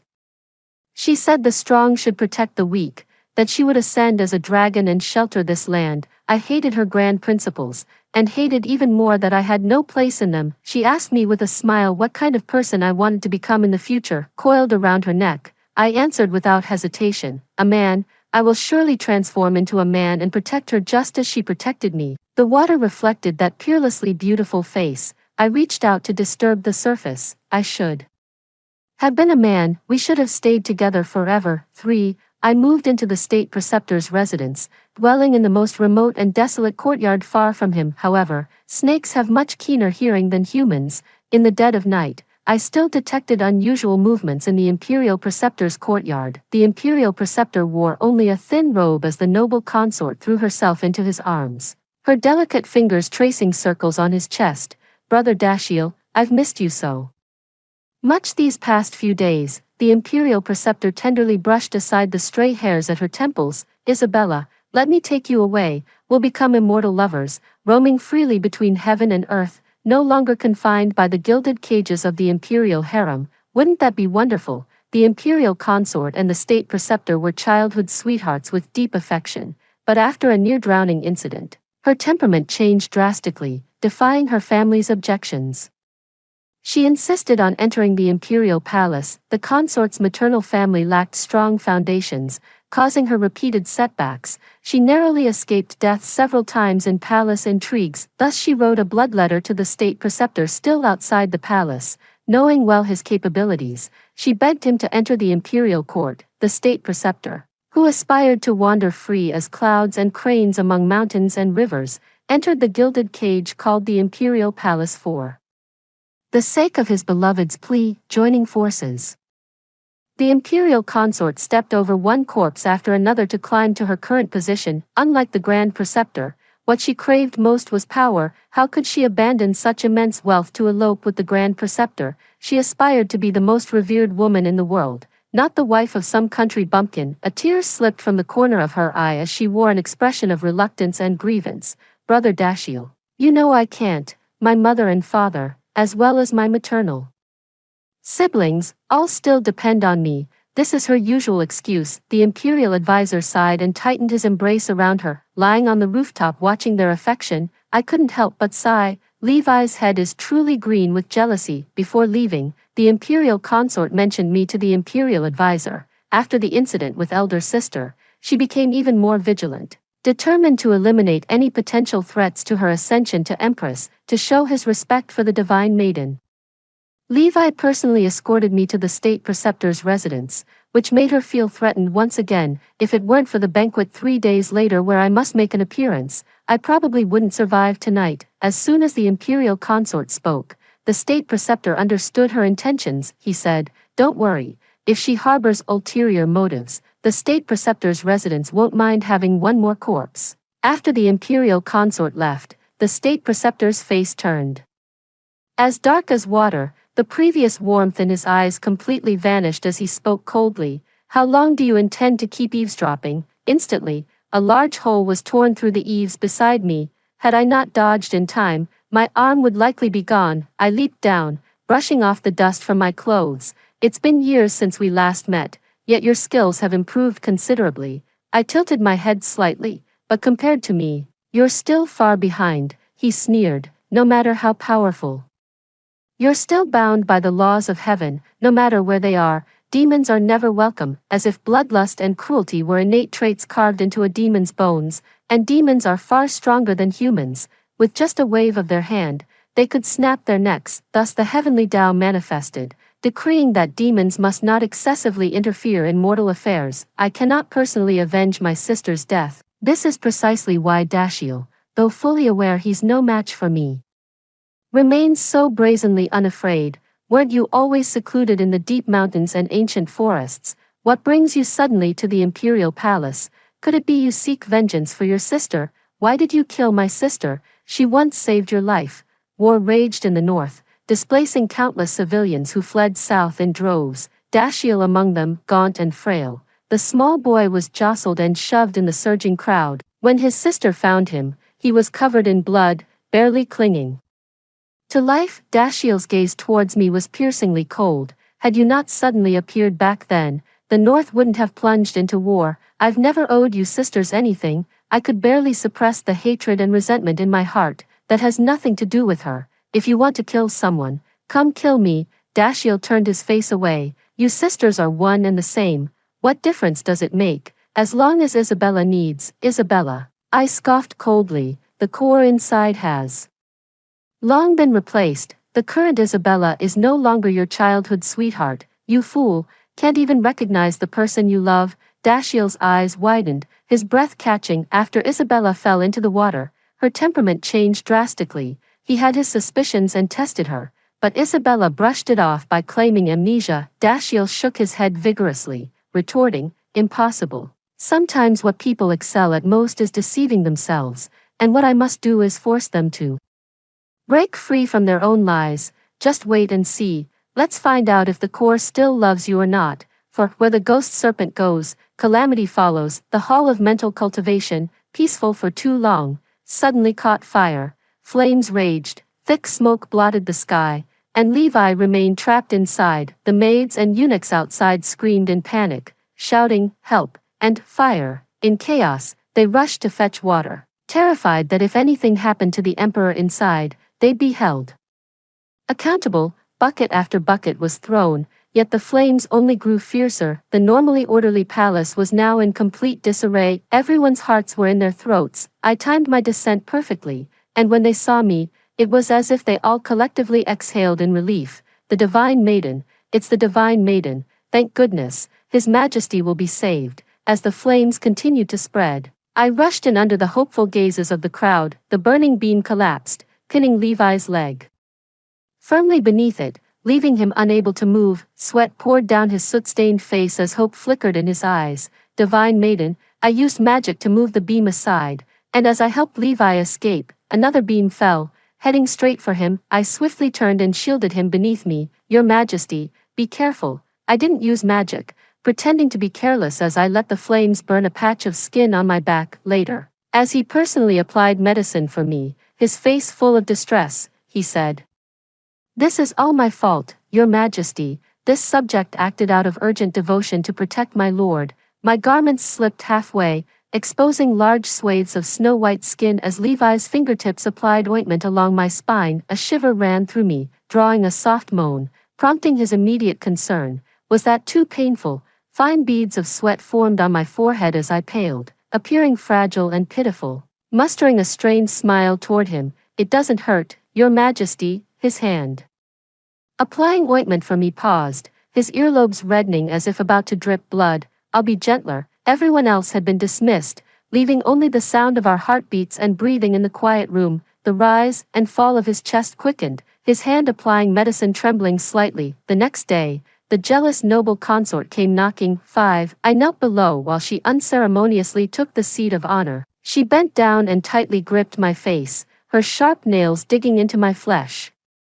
Her tone sinister. "Divine Maiden, truly laughable." That 1,000-year snake demon on the verge of godhood also fell to my hands, ending up dismembered into pieces. "What makes you think you're any different?" I stared unblinkingly at her, as if seeing her already dead future. "If I discover you've entertained improper thoughts, I'll have your skin flayed off." She flung my hand away, leaving a long bloody scratch across my face. I prostrated myself on the ground, demonstrating absolute loyalty. Your Highness overestimates me, this humble servant knows his lowly status, how could I dare covet the Emperor? The Emperor's left leg is severely injured, and even the imperial physicians are at a loss. I once obtained a miraculous pill that can cure all diseases and heal all wounds. The imperial consort became interested. She raised an eyebrow and asked me, where is the medicine? But before the imperial consort could present the pill to win the emperor's favor, an unexpected incident occurred. The grand astrologer unfortunately missed his step and broke his leg. The imperial physicians shook their heads at the broken leg. Finding no other solution, rumors spread through the palace that the grand preceptor would remain a cripple for life. Some sighed in pity, while others took malicious delight. For the noble consort, the choice wasn't difficult, between the lover who helped her climb to high status and the world's most exalted emperor. Yet the grand preceptor still wanted to make one final struggle. Isabella, why aren't you wearing the bracelet I gave you? The imperial concubine guiltily hid her hands behind her back. Perhaps I left it in the palace in my haste. Brother Dashiell, did you come looking for me for something? The royal astrologer's eyes flickered slightly, yet he continued smiling and reminiscing with her as usual. When you were little, you always coveted your elder sister's bracelet, so I found some jade and personally carved a pair for you. The craftsmanship was rough, yet you were overjoyed and wore it constantly, even unwilling to take it off when sleeping. His expression softened with nostalgia as he recalled the past. The imperial consort stiffly forced a smile and awkwardly laughed. Brother Dashiell, that was so long ago. The state preceptor shook his head. To me, it feels like just yesterday. He went on and on with a long rambling speech, until the imperial consort grew utterly weary of listening. I'd already forgotten about it. The unspoken words stuck in his throat. Neither coming up nor going down. The state preceptor lowered his eyelashes and said, very well. The imperial consort didn't even hesitate before giving that pill to the emperor. The state preceptor's face was tense, his lips pressed into a thin line. Leaning against the doorframe, I gazed at him with pity. Dashiell, can't you see it even now? His hands clenched into tight fists. Seeing no reaction from him, I added another heavy blow. What if I told you your Isabella isn't dead yet? His eyes lit up. I continued, 2 souls in one body. The false one has temporarily taken over the real one's form. As long as we drive her away, the real one will naturally awaken. I leaned close to his ear and whispered temptingly, and I can help you. Join me, kill the false imperial consort and the emperor, and I'll bring your Isabella back to you. 6. A sudden fire broke out in the emperor's bedchamber, a matter of grave importance concerning the sovereign's safety. From high-ranking officials to lowly maids and eunuchs, everyone clutched their heads in fear.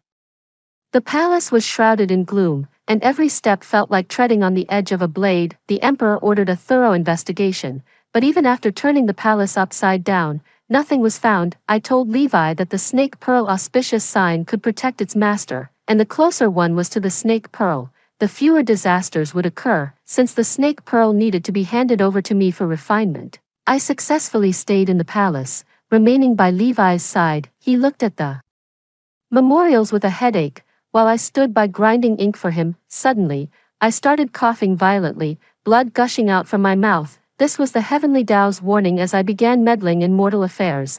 Just a superficial injury. After all, I hadn't actually done anything yet. Levi immediately stood up to support me, his expression panicked. What's happening? Staggering slightly, I barely managed to steady myself by gripping Levi's wrist, just as my maidservant spoke up at the right moment. Your Majesty, the divine maiden has been like this ever since coming out of the fire. The imperial physician said her internal organs were injured and she needs time to recuperate. Levi's eyes filled with more pity as he looked at me. Why didn't you tell me? I need to constantly remind him of the injuries I suffered for him, the hardships I endured, how I rushed into the fire without hesitation to save him. He owes me his life. Oh no, make that 2 lives. I lowered my head, my docile hair cascading down to reveal a pale, fragile neck. Your servant is willing to die for your Majesty. Such minor injuries are nothing. His Adam's apple bobbed as his grip on my wrist tightened. Athena, scorching breath brushed against my ear, and from the corner of my eye, I saw the rising desire in his gaze. Mortals are wretched creatures. What they can see but cannot taste is always the most coveted. I withdrew my hand. Your Majesty, there must be propriety between ruler and subject. Disappointment flashed in his eyes as he curled his fingers, murmuring softly, "Just ruler and subject." 7. The imperial consort presented the divine medicine to the emperor, who was overjoyed and bestowed lavish rewards upon Wanhua Palace. But before the imperial consort could rejoice, Levi vomited blood incessantly and fainted on the spot. The imperial physicians trembled like quails, kneeling in unison, only to find Levi had stopped breathing, his body turning cold and stiff, clear signs of death. When the imperial guards arrived, the noble consort was still holding the bestowed jewels, asking her maid whether to make them into bracelets or hairpins. The tassels on her hairpins swayed violently, their jingling sound grating and unpleasant as she screamed herself hoarse. "Let go! What are you doing? Don't you dare touch me with your filthy hands. I am the emperor's woman, I am the noble consort," the leader said sternly. The Ying family's illegitimate daughter conspired to rebel, a crime punishable by death. The astonished imperial consort was imprisoned in the dungeon. Levi's face turned deathly pale, white as parchment. The imperial physician wiped sweat from his brow and tremblingly reported to the Empress Dowager that the emperor was beyond saving. The Empress Dowager smashed everything breakable in the room, her eyes bloodshot as she furiously cursed the crowd of incompetents. I stepped forward gracefully, claiming to know a bit about reviving the dead, and thus I became their savior once again. After the Empress Dowager retreated with her entourage in a bustling crowd, only Levi and I remained in the hall. I stared at him intently, my serpentine tail coiling around his neck. Just a slight squeeze would sever his head from his body. The one who smiled with crescent eyes, snuggled with me for warmth, had poor alcohol tolerance, loved to preach, had eyelashes like fluttering butterfly wings. My vibrant sister was killed by him. Overwhelming hatred surged in my heart, as reason slowly drained from the tip of my tail. Boom! A deafening thunderclap snapped me back to reality, and my serpent tail gradually loosened its grip around Levi's neck. "The time is not yet right. Levi isn't dead. That pill was a counterfeit death potion someone had substituted. It wasn't me, it was Dashiell. I just put the fake death potion in his hand and let him make his own decision. If he wanted the real Isabella, he had to kill this fake one, and I didn't have to do anything. Just wait for the drug to wear off and for Levi to wake up. During that time, I gave the jailers plenty of benefits to have them take good care of Isabella." Everyone believed Isabella's rebellion was a foregone conclusion, and her beheading was only a matter of time. They cheerfully accepted the silver, saying, "We won't fail your trust, my lord." When in the mood, I often sneaked into the prison to eavesdrop. The prisoners were all sharp-witted. Seeing me, they doubled their efforts to please me. The piercing screams nearly ruptured my eardrums. Even if she did crawl out of that prison, she'd likely be a madwoman by then. At first, she would still curse loudly, claiming to be the emperor's most beloved concubine, but later, her curses turned into feeble gasps and pleas for mercy. I lifted her blood-stained face with the tip of my shoe. "What a shame, I still prefer your defiant demeanor." She glared at me fiercely, as if wanting to devour me alive. "Once I get out of here, I swear I'll kill you."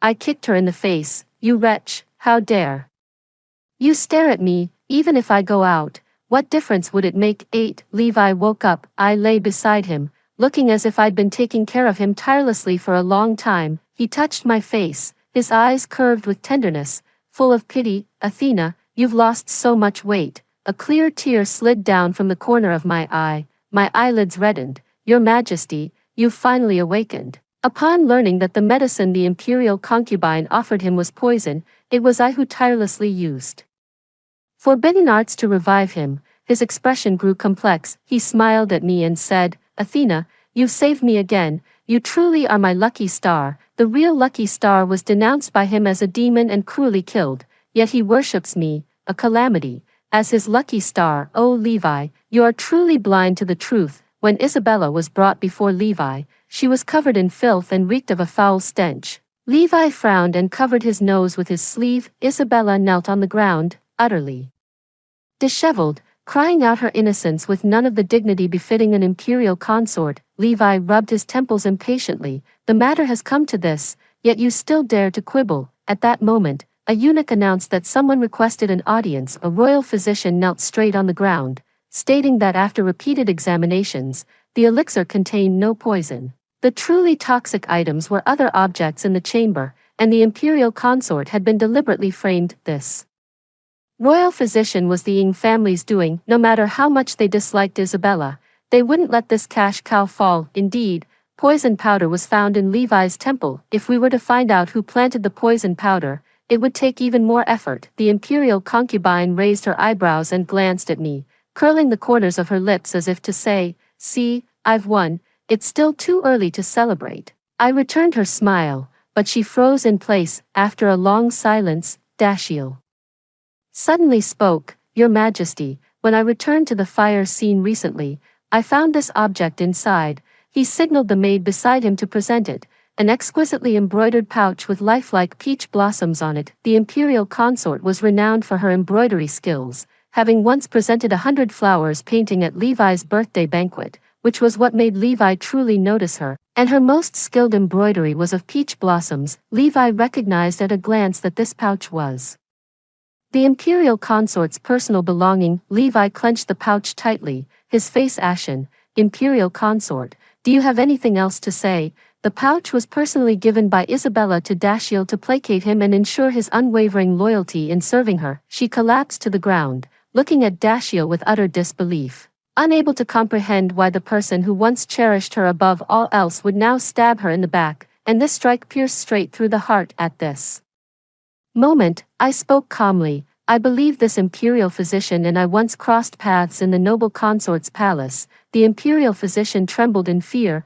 beads of sweat the size of peas rolling down his face. "Your Excellency jests. This humble official has never met you before." "Very well, perhaps my memory fails me. With just a little investigation, one could uncover the intricate connections between this imperial physician and the Ying family." Levi quickly realized he had been played by the noble consort and the Ying family, his gaze turning even colder as he looked at her. Isabella shook her head like a rattle drum, looking at me then at Dashiell, pointing at me and shouting, "It's her, it's this adulterous couple who conspired to frame me." Levi growled, "Who are you calling an adulterous couple?" Isabella was startled into a daze, then burst into tears like pear blossoms glistening with rain. "Your Majesty, my devotion to you is as clear as the sun and moon." In the past, Levi might have softened and listened to her excuses, but now the Ying family was secretly courting court officials in the imperial court, their influence growing ever stronger. In the harem, he doted solely on the noble consort, who allied with the Ying family to plot his demise. Soon the empire would bear the Ying surname, nor could one guarantee the Ying family harbored no rebellious intentions. Isabella had no way to defend herself. It was only after I pleaded with Levi that her life was spared. Though she was banished to the cold palace, at the gates of the cold palace, I raised an eyebrow at Dashiell. "I never thought you'd actually go through with it." Dashiell remained expressionless. "She's just an imposter, there's nothing to hesitate about." He glanced at me. "Don't forget what you promised me. After pulling the imposter out of Isabella's body, Dashiell will take the real Isabella away from the cold palace and flee far away. The medicinal ingredients needed to extract her are the soul-severing grass, snake gall, and dragon's heart blood. I already have the soul-severing grass and snake gall, only this final ingredient is missing." Thud, thud, thud. Isabella desperately banged on the door, screaming wildly, "Let me out. I'm the imperial consort, not some lowly common girl you can bully at will. I'm the exalted imperial consort who climbed to this position with great difficulty. You can't treat me like this." The physical and mental torment became unbearable for Isabella, driving her to madness. "How noisy." I cast a minor spell to silence her. Dashiell lowered his gaze in contemplation, failing to notice the strangeness in Isabella's words. The corners of my lips curled slightly. "I truly wonder what expression he'll make when he learns the truth." 9. After nightfall, I walked barefoot on the stone steps of the violet grove, their surface cool beneath my feet as the evening breeze lifted the sheer gauze of my robes. I tilted my head to gaze at the peach tree, breathing in the fragrance of its blossoms like a spirit born beneath the moonlight. "Athena." I turned my head toward the sound, only to find Levi staring in a daze. The imperial consort who had shared his bed for years actually sought his death, tormented by bitterness and melancholy. He had drunk heavily, the flush on his cheeks still lingering. I approached him, fingertips lightly brushing his face. "Your Majesty has drunk so much." His eyes glazed with infatuation, his flushed cheeks growing even hotter. He held my hand and rubbed it against his palm. "Athena, do You care about me, I gave a distant smile. It's my duty as your subject. The strong aroma of wine lingered as he tightened his grip on my hand. I don't want us to be just ruler and subject. Then what does your majesty wish us to be? He wrapped his arm around my waist, his voice trembling. Husband and wife. I pushed against his chest with one hand, his eyes wounded. Don't refuse me. I lowered my lashes and relaxed the strength in my hand. Overjoyed, he swept me up in his arms and carried me straight to my palace. Just as he was about to reach Qingyue Palace, I called out to stop him, my hand clutched tightly at his chest. Your Majesty, don't go, he asked in confusion. What's wrong? I looked at him with tearful eyes. Don't go over there. He panicked. What's happening? You were fine just now. Why are you crying? He set me down and reached out to wipe my tears, but I suddenly fell to my knees with a thud. My voice choked with sobs. Your Majesty, I have failed you, I am guilty. He quickly helped me up, saying, get up first, then speak. I told him it wasn't the imperial consort who wanted to harm him, but the state preceptor. The grand preceptor had long harbored treasonous intentions. The elixir had been swapped by him. The fire in the hall of mental cultivation was also set by the grand preceptor, and the sachet found in the ashes was entirely fabricated. The noble consort was merely a scapegoat the grand preceptor prepared for himself. I was cursed by the grand preceptor and forced to obey his orders, but during our time together, I developed feelings for Levi. Several times, I risked being killed by the grand preceptor to save Levi. As I spoke, I coughed up another mouthful of blood, my face deathly pale. I forced a smile at Levi. Your Majesty, I have betrayed the grand preceptor. The curse is rebounding, and I fear my time is short. The grand preceptor is greedy. He ordered me to lead your Majesty to the Clear Moon Palace, where he lies in ambush, intending to strike you down with a single fatal blow.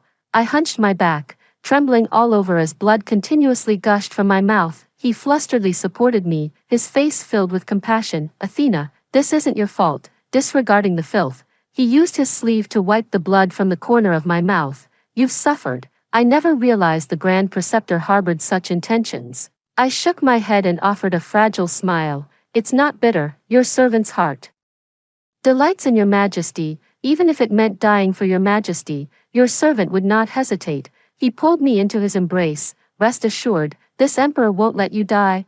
10. With my reminder, who between Levi and Dashiell will gain the upper hand. Levi arrived with a troop of imperial guards, while Dashiell would fight with all his might for the resurrection of his beloved. I went to the cold palace, where Isabella was huddled in a corner, looking deranged and constantly muttering to herself, I am the noble consort. Soon I will be the empress. I will be the most honored woman in the world. I really want to tear her mouth apart. I lay on the recliner, waiting for the victor's return. The sound of footsteps grew closer, and as I looked up, it was Dashiell. He was covered in wounds, barely able to stand steady while leaning against the doorframe.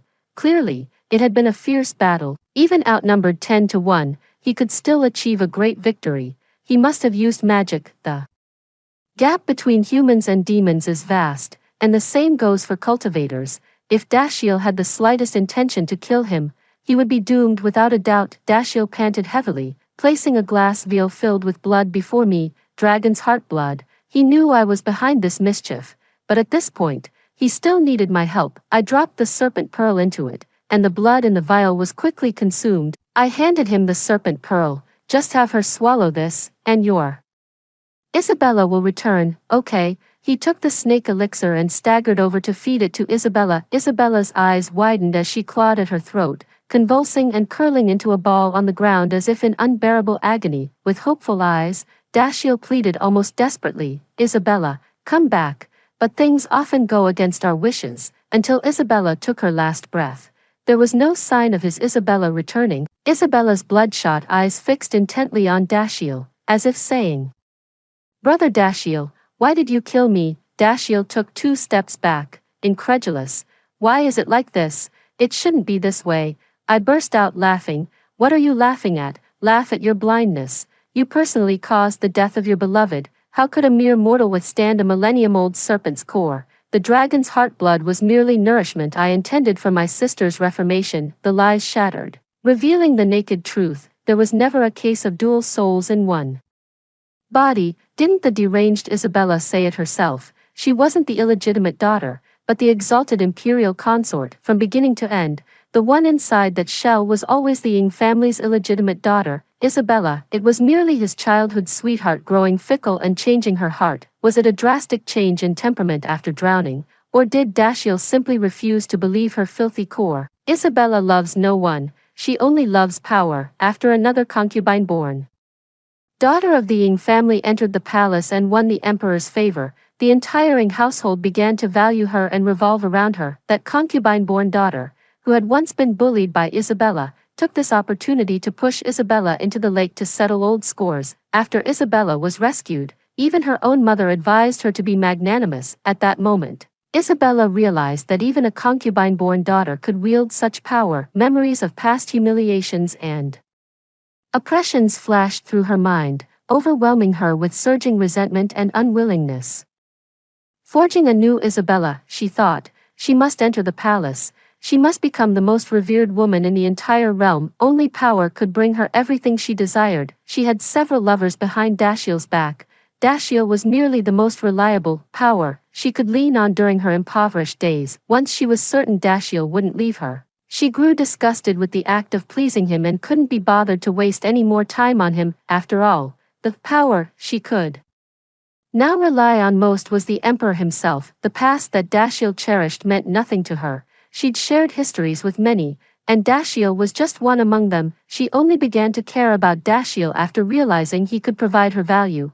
Why would she remember some bygone past? Dashiell was merely the most valuable fish in her vast sea of admirers, yet poor Dashiell foolishly believed himself unique in her heart. If not for lovesickness, he might have made a fine cultivator. Dashiell's lips trembled as he asked me, "What are you saying?" I gazed at him with amused interest.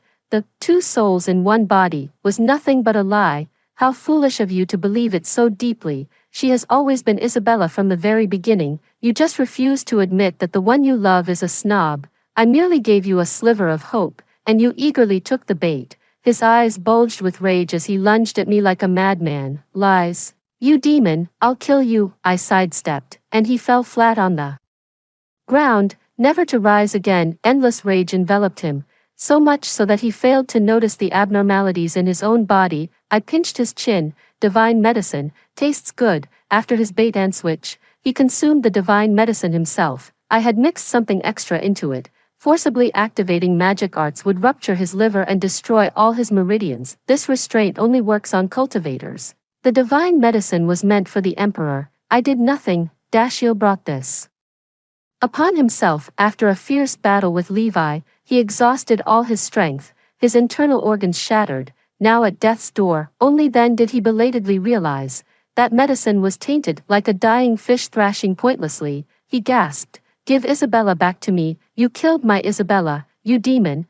I'll kill you." 10,000 knelt in worship, proclaiming me their divine maiden. Again, he shouted, his voice gradually breaking into sobs. When he looked up again, tears were streaming down his face. He grabbed the hem of my clothes, his face a disgusting mess of tears and snot. "You can bring people back to life, right? Please, save Isabella." Isabella didn't know any better. She was just influenced by me. "Please spare her." I kicked him away. "When you killed my sister, did you ever show her any mercy?" I buried Dashiell and Isabella together. 11. Dashiell once said it was all my fault, that my sudden appearance caused the Northern Wars, leaving him an orphan. I don't understand.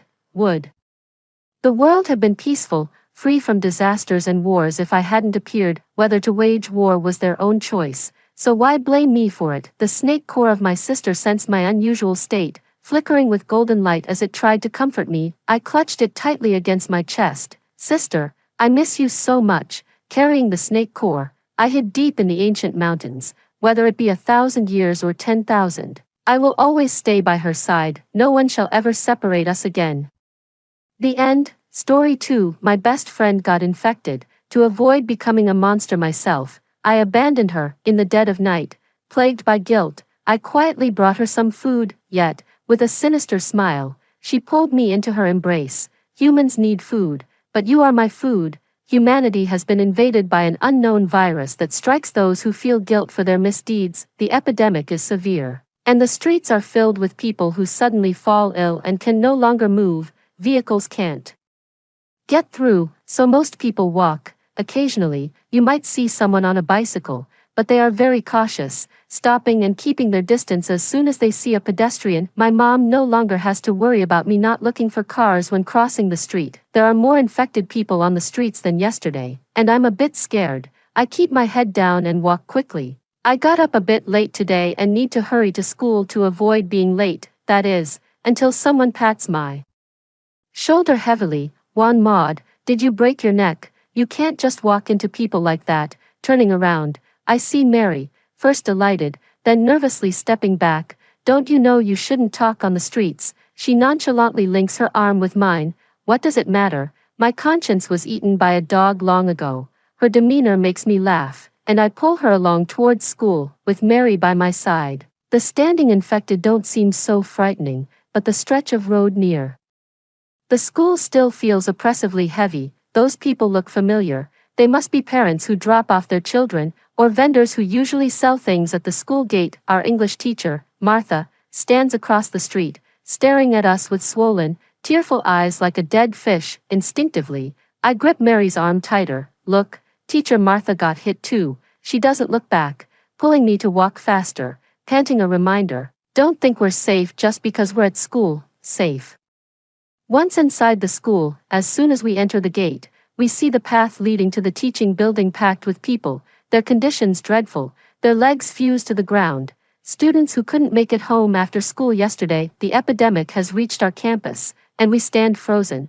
What are you doing? Get to your classroom now. A robust male voice startles me. I see the security guard approaching fast with his baton. Hasn't anyone told you that you can't just stand around outside?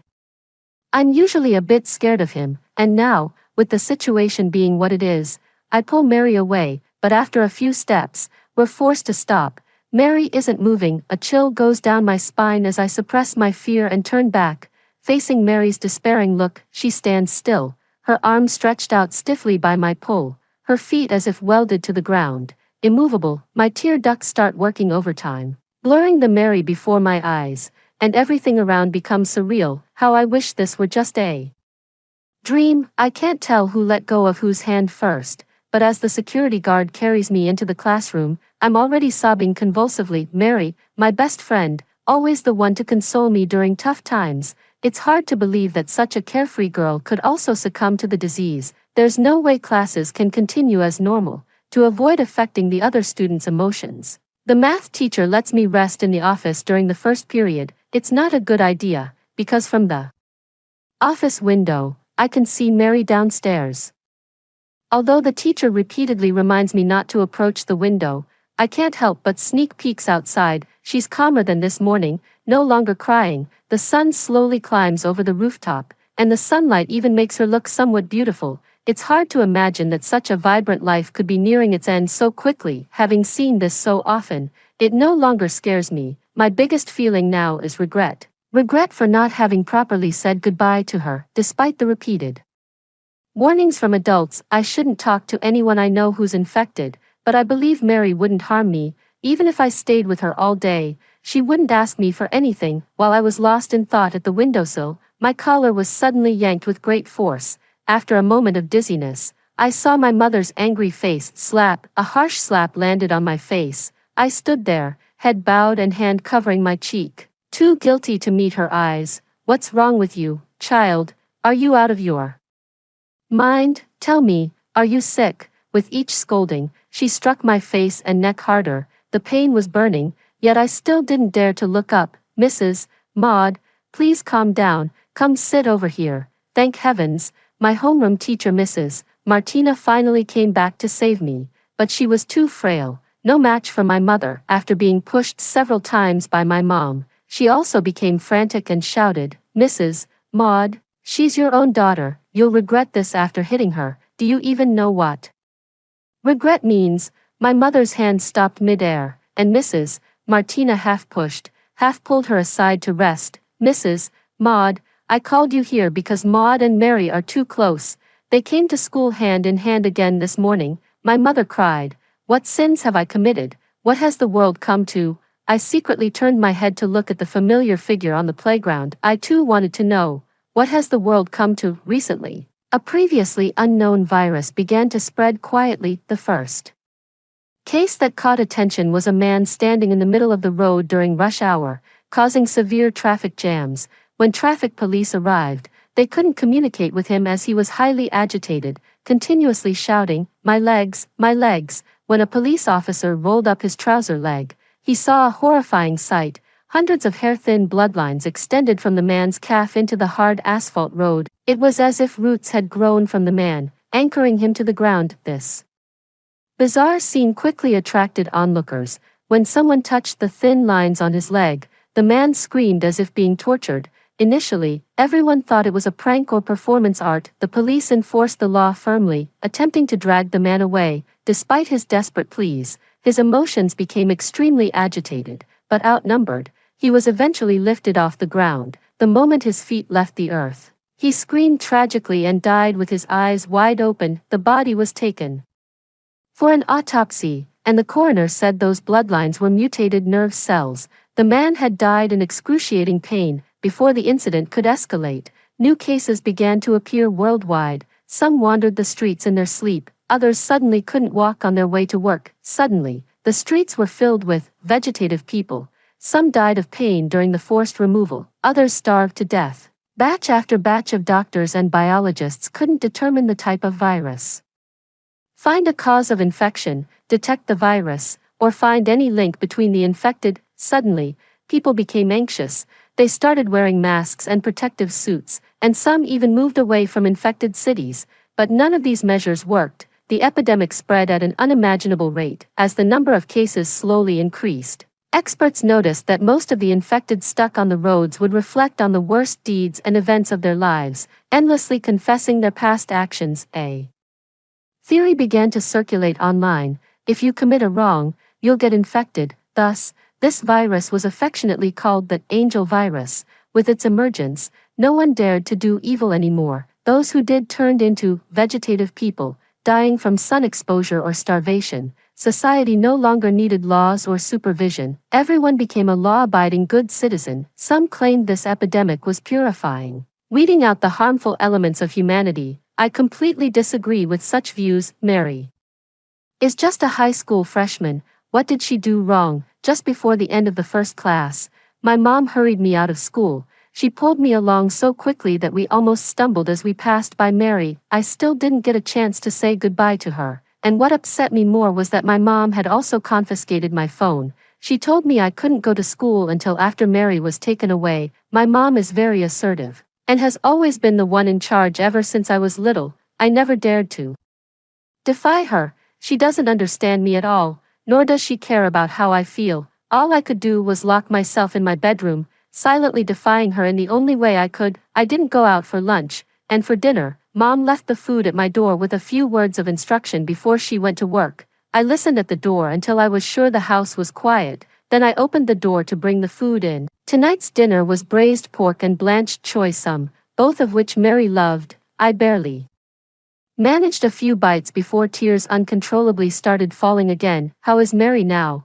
Is anyone taking her meals? I couldn't help feeling guilty. Even if I couldn't save her, I should have stayed with her, at least to help her through the initial fear and despair. But I did nothing. I was the first to let go of her hand. Yes, I let go first. I was so scared when I saw her unable to move. I instinctively shook off her hand. Even if the security guard hadn't come to pull me away, I would have run off on my own. A tingling sensation in the sole of my foot made me jump up instinctively, grabbing my foot and crying heartbreakingly. Was I also sick?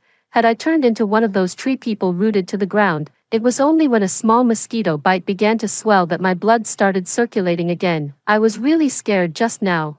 I don't want to die, but I did something wrong and couldn't escape the condemnation of my conscience. Sooner or later, the disease would catch up with me. After a long hesitation, I made a bold decision to go see Mary. Bringing her some food might ease my conscience a bit. After nightfall, I heated up the dinner my mom left and carefully packed it in a thermal bag. Before leaving, I prepared thoroughly, turning up the volume in my headphones to the maximum so I couldn't hear what people around me were saying. I had never been out alone at night before and thought it would be frightening. But it turned out to be much better than during the day. The infected were all sleeping with their eyes closed, showing no reaction as I passed. The biggest challenge turned out to be climbing the fence. The school gates were locked, and it took a lot of effort to climb into the schoolyard. The situation there was similar to outside, everyone motionless with their eyes closed. I carefully navigated through the crowd and soon found Mary. Although we were best friends, it's wise to be cautious.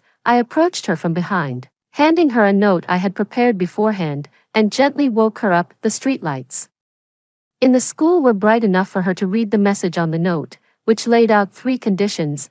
My name is Maud, and I've brought you some food, but you must agree to 3 things before I can give it to you. 1. Do not turn around. 2. Do not speak. 3. Do not make any requests in any form. If you can do these, nod your head. I can see you from behind. Mary nodded, so I took back the note and handed over the food box. I had initially planned to simply deliver a lovingly prepared meal and leave immediately, but seeing her devour the food so desperately made me feel sad. I gently took off my headphones and asked her quietly, "Have your parents visited you?" Her movements paused as she ate, then she gently shook her head. A lump formed in my throat, and without thinking, I blurted out, "Is there anything else I can do for you?" As soon as I said it, I regretted it.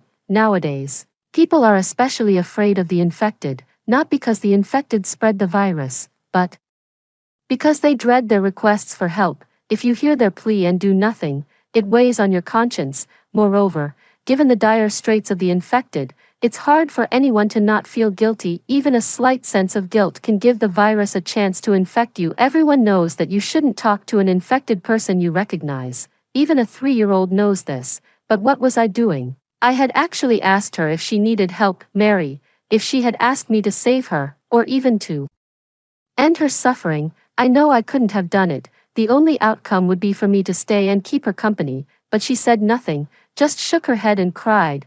Her pitiful appearance broke my heart. I pulled out a half-pack of tissues and went around to her front to wipe her tears, but I ended up crying even more miserably than she did. My crying woke the other infected individuals around us, and the area started to get restless. Mary put the headphones back on me, and we began to communicate in writing. "Mary, are you in pain? It hurts. I dare not move my legs. It's excruciating.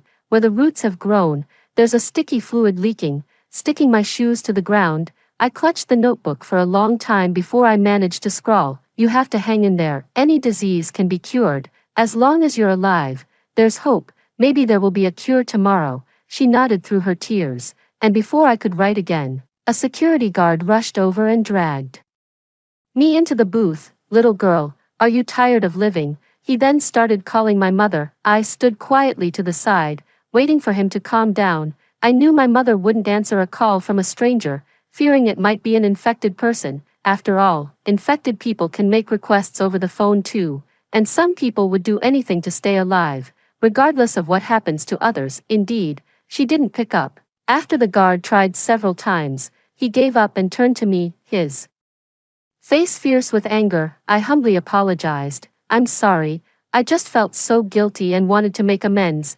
I promise this will be the last time. It won't happen again. Next time, do you even think you'll make it home again?" It seemed he was letting me go. I quickly nodded. "Yes, I know the way home. My house isn't far from the school.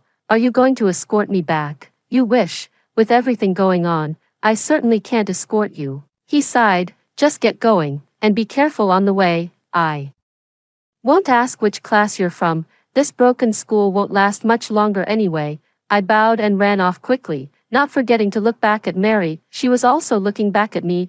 I waved at her and felt a sense of relief as I passed through the gate. I thought to myself, I might not get infected after all. Early the next morning, I was awakened by an alarm. The house was empty. My mom hadn't come home from work yet. The young couple next door were both crying and laughing, and the noise only got worse when I opened the window. Many people were hanging clothes and sheets out the window marked prominently with SOS. Not knowing what had happened, I rushed back inside to turn on the TV. All channels were broadcasting the same message. "Rescue teams have been dispatched to major communities in the city. Please cooperate with the rescue personnel for an orderly evacuation." Just then, there was a knock at the door. "Residents of this building, please take your valuables and gather downstairs." I had no doubt about the authenticity of the notice, especially in a time when a virus oversees human nature. Nobody dares to lie or harbor any evil thoughts, but I can't leave, because my mother hasn't returned yet. She took my phone, and if I were to leave with the rescue team, she would be frantic with worry. There's no safe place left in the city. Who knows how far away she might be? I want to be with her. Though my mother has a temper, she is, after all, the one who gave birth to me and raised me. I can't just leave her to fend for herself. The noise outside the door gradually subsided, and the sound of engines starting echoed from below. I ran to the window to see two container trucks slowly driving away, but the streets were full of the infected, and where the trucks passed, they brutally carved a bloodied path. The cheers of the saved slowly died down, replaced by the desperate wails of the infected. I don't know what hell looks like, but at this moment, the street below was a true purgatory on earth. Suddenly, I thought of Mary. Would she be treated the same, turned into an unrecognizable mass of flesh and blood under the wheels? Have the infected been abandoned? The stench of blood in the air was nauseating. I closed the window tightly and crawled under the covers, trying my best not to listen to the cries and roars outside. I fell into a restless sleep, and when I woke up, it was already evening, and my mother still hadn't returned. I peered out the window. Again, the road below had turned a dark red, and mutilated bodies were scattered everywhere along the sidewalk. Although some of the infected had miraculously survived, they were covered in blood. Some of them might have gone mad, emitting laughter and cries that were unlike any human sound. The noise irritated me, and my current situation made me uneasy. I somewhat regretted not leaving with the rescue team. Seeing such a scene made me even more afraid to go downstairs. But where could my mother be? I was very worried about her. After nightfall, my mother still hadn't returned. The wailing outside gradually subsided, and the entire city fell into a deathly silence. Thinking about the dead-filled streets during the day, I dared not go down. I hadn't eaten all day, and finally, my stomach began to growl. I went to the fridge and opened it, finding only half a bottle of jam. Not giving up, I opened the freezer, but it was empty. Where had all our food gone? Didn't my mom make braised pork and stir-fried vegetables last night? I rushed to the kitchen and rummaged through the cabinets top to bottom. Apart from some odd spices, there was nothing. Not even the sugar jar was spared. What was going on? Confused, I wanted to call my mom, but then remembered my phone had been taken away. Hoping for the best, I went to my mom's bedroom. Usually, if I did something wrong, she'd take my phone and carry it with her in her bag to prevent me from secretly taking it back while she was at work. But now, in these extraordinary times, could she really be at ease not being able to contact me? I searched her room and finally found my phone under the pillow. There was a string of missed calls, all from Mom. Unfortunately, my phone was on vibrate mode, and I hadn't heard anything through the thick door. I immediately unlocked my phone and called back, only to be greeted with the message, "Sorry, the phone you are calling is switched off." Disappointed, I hung up the phone, then noticed there was a text message, also from my mom. "Maud, whatever you do not go with the rescue vehicle." I was shocked. Why shouldn't I go with the rescue team? Could they have ulterior motives? Thinking about how they treated the infected, a chill ran down my spine. Holding the phone, I paused for a moment, then called Mary. The phone connected after just one ring, and a weak voice came through. "Maud, oh my goodness." I really wanted to tell her that I was hungry too. But now was not the time to discuss our basic needs. I urgently asked her, "Are you okay? Has the rescue team reached the school?" "Rescue team? What rescue team? Have they found a way to save us?" I'm not really sure what's happening. I didn't want to tell her about the horrific scenes I had witnessed that morning, so I quickly changed the subject. "Mary, why is your phone still working? I've been afraid to use it, worried that my parents wouldn't be able to find me." Her words saddened me. Mary didn't know yet that her parents had already left with the rescue team. They had given up on their daughter. I decided not to tell her this, and just hurriedly said, "I'm coming to find you." Before hanging up, I was going to find Mary. It was better to die with the infected than to wait around for death. At night, it indeed felt safer than during the day. The infected along the way were all asleep, motionless in the shadows. The city's electrical system had stopped working. It seemed that all uninfected people had evacuated. The city had been completely abandoned. Tonight, the moon was big and round, bright enough for me to see the way to the school. I had overestimated my ability to handle this. The smell of blood along the way was still strong, making me vomit a few times. I was completely drained. Only my willpower kept me moving step by step towards the school. Fortunately, the school was still a sanctuary, not yet overrun by the rescue team's trucks.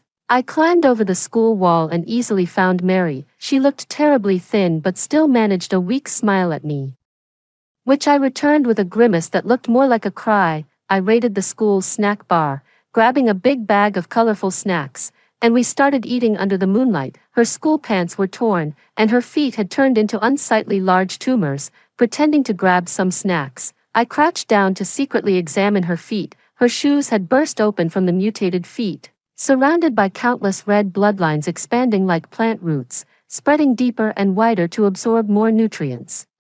"Maud, stay and keep me company." I looked up, incredulous, and saw her gaunt face breaking into a bizarre, unsettling smile. I wanted to run, but it was too late. She grabbed my hair and stuffed it into her stomach. Something inside clung tightly to my hair, pulling painfully at my scalp, leaving me unable to break free. Exhausted from struggling, I just sat on the ground and cried, cursing Mary for being heartless. She wasn't annoyed. Instead, she giggled and comforted me. "Maud, what's wrong with being a tree? You can live a long life. You can't yet appreciate the feeling of being completely merged with nature.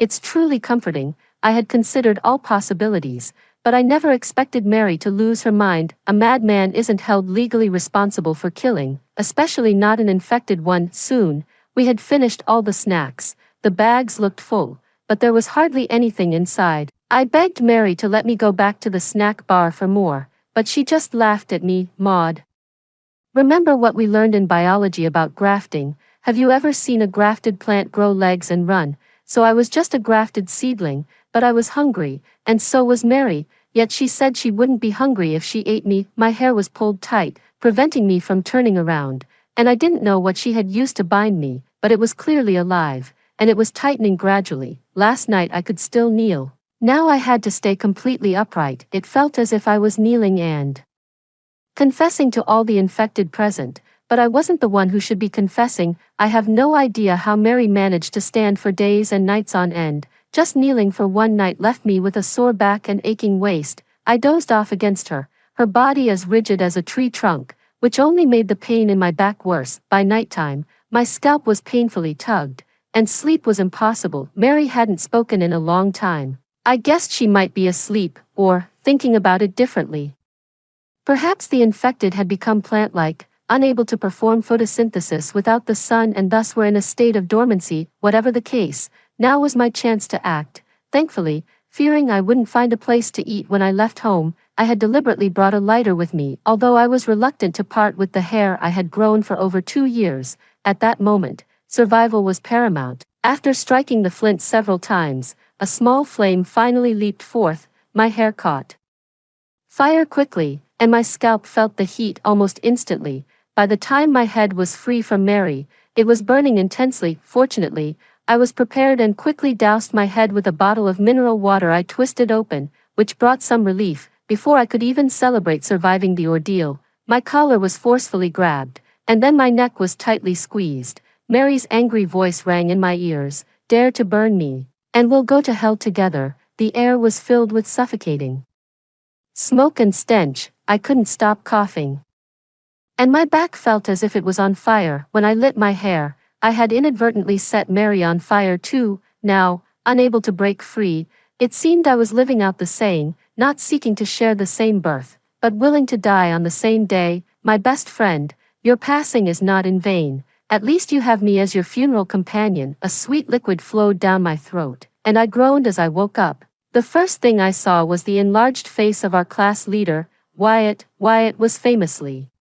handsome at school, with a face that could leave anyone speechless. The last time I fell asleep during a study session, he had woken me up by coming just as close, which was embarrassingly awkward. Was this all a nightmare? Blushing, I sat up and saw the familiar classroom and desks. However, the numb or pained expressions on the faces around me reminded me that this was all real. "Maud, how are you feeling? Want to eat something?" I weakly shook my head and turned to look out the window, where a Tree burns silently. Mary, I'm sorry, forget it, don't look, it's no use, put this on. I was forcibly fitted with a headset, which scraped my scalp as it was put on, causing me to wince in pain and instinctively reach to take it off, but Wyatt firmly held my hand. He was speaking, but the music in the headset was too loud, I couldn't hear anything. He repeated himself a few times before understanding my confusion from my blank expression, then he took a pen and paper to write, "This is to prevent you from being misled by the infected outside.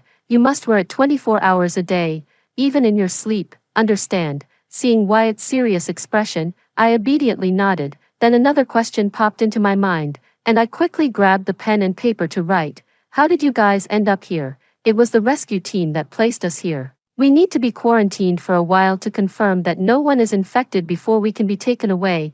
We just saw you burning below from the window, so a few of us went down to rescue you." I smiled and nodded in thanks to him. That was the only good news I had received today. There were still healthy people in this city, and I was no longer alone. However, I couldn't fully rejoice just yet, because my mom's message still rings in my ears. Do not go with the rescue team. Why can't I go with the rescue team? Could it be that they aren't really here to save people? In high school, there are no dormitories, and of course, no beds. Those of us who survived made do by piecing together tables to sleep on. As you can imagine, my sleep quality was poor. This was compounded by the deafening music blasting through my headphones, making me seriously suspect I had gone deaf. The food was terrible too, just some rock-hard rations accompanied by a limited supply of bottled water. I didn't even have the strength to climb off the tables, and by the looks of it, neither did anyone else, except for Wyatt, who still had the energy to distribute food and water to everyone. When he came over to me, besides the usual rations, he slipped me a note. I eagerly opened it, and it read, "I saw your mom when I was evacuating. She was taken away by the rescue team, so don't worry, you'll be reunited soon." My scalp tingled and I jumped off the table, chasing after him. "Where did you see my mom? Did she go with the rescue team willingly?" He was startled by my reaction, and it took him a moment to hand me a pen and paper. Communicating in writing was terribly slow, but fortunately, we figured everything out. My mom had been taken away near her workplace in the morning. She seemed reluctant, probably worried about me being home alone, but the rescuers didn't listen to her and just shoved her into a vehicle. Hearing that my mom was taken away brought me a slight sense of relief. At least she was alive and not infected. Like Wyatt said, maybe after the quarantine period, we could leave and reunite. Lost in thoughts of reuniting with my mom, I clutched Wyatt's note and lay back down on my designated table. Suddenly, a person in camouflage appeared at the door, carrying a large black bag. The others around didn't react much, seemingly used to this by now. He was here to change the batteries in our headsets. When he opened the black bag, a stack of size 5 batteries was revealed. He worked diligently and refused Wyatt's offer to help, changing the batteries one by himself. When he got to me, perhaps startled by my scabby scalp, he frowned with a worried look. The music stopped as he took the batteries out of my headset.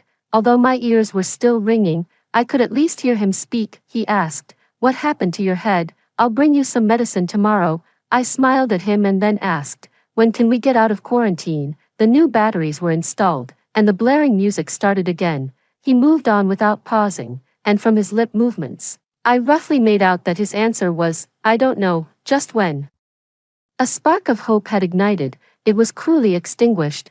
My mother's words surfaced again, questioning whether these rescuers could be trusted. Thinking it over, many doubts arose. In the face of such a mysterious virus, shouldn't the frontliners be medical staff, or at the very least, police or firefighters? Why are these people in camouflage, with no clear identities? And besides, we're still in quarantine, so why can they enter without any protective measures? I quietly wrote down my questions and showed them to Wyatt. His eyes widened in shock, his hands trembling uncontrollably as he held the note. Wyatt pulled me to an empty stairwell, took off his headset, and asked, "How come you're thinking so much? Do you know something I don't?" I shook my head and countered, "Is there something else?" He slumped to the ground as if deflated. "You came late and don't know. Originally, there were many people here. Every classroom was filled from top to bottom, then they were taken away in batches, including my parents. Now, only us kids are left." I was shocked. My mouth agape. Where did they all go? He gave a wry smile and shook his head. How would I know about such things? The adults always think we're too naive and never share anything with us. Suddenly, I remembered something and crouched in front of him, asking eagerly, when did you say you saw my mom being taken away? The morning after you didn't come to class. That can't be right. Are you sure you're not mistaken? He shook his head firmly. I'm absolutely sure. That morning, Mary fell ill. And then you didn't come to class either. We all wondered if you had fallen ill too. The next day, my mom wouldn't let me go to school. So it definitely happened then. Oh my, what have I discovered? My mom sent me a warning message the night after. But Wyatt said he saw my mom being taken away the morning of the next day. This means that the rescue times for Wyatt's area and our area were the same, while I was hesitating whether to wait for my mom to come back. She had already been taken away by the rescue team. It was nearly 10 hours after she was taken that she managed to send me a message warning me not to go with the rescue team. In those few hours, she was in a temporary quarantine set up by the rescue team. What on earth did she see there that made her tell me not to get on the rescue team's vehicle? I shared my findings with Wyatt, and he too was shocked. If my mom had said that, it suggested something was wrong with the rescue team. That meant that those who had already been taken away, including Wyatt's parents, were likely in danger. His expression turned particularly grim, and I felt just as terrible. We sat in silence for a long time before he sighed and said, let's go back. It's time for the meal distribution. I'll try to find out more today. Wait for my message. I nodded, put on my headphones, and we walked into the classroom one after the other. If you think about it carefully, you can spot many inconsistencies. For instance, where could so many outdated headsets come from, and why did none of them have an off switch? As long as the batteries were charged, they would continuously play at maximum volume. Clearly, these had been modified, but what were they making us wear these for? I didn't believe it was just to prevent us from hearing the infected outside speak.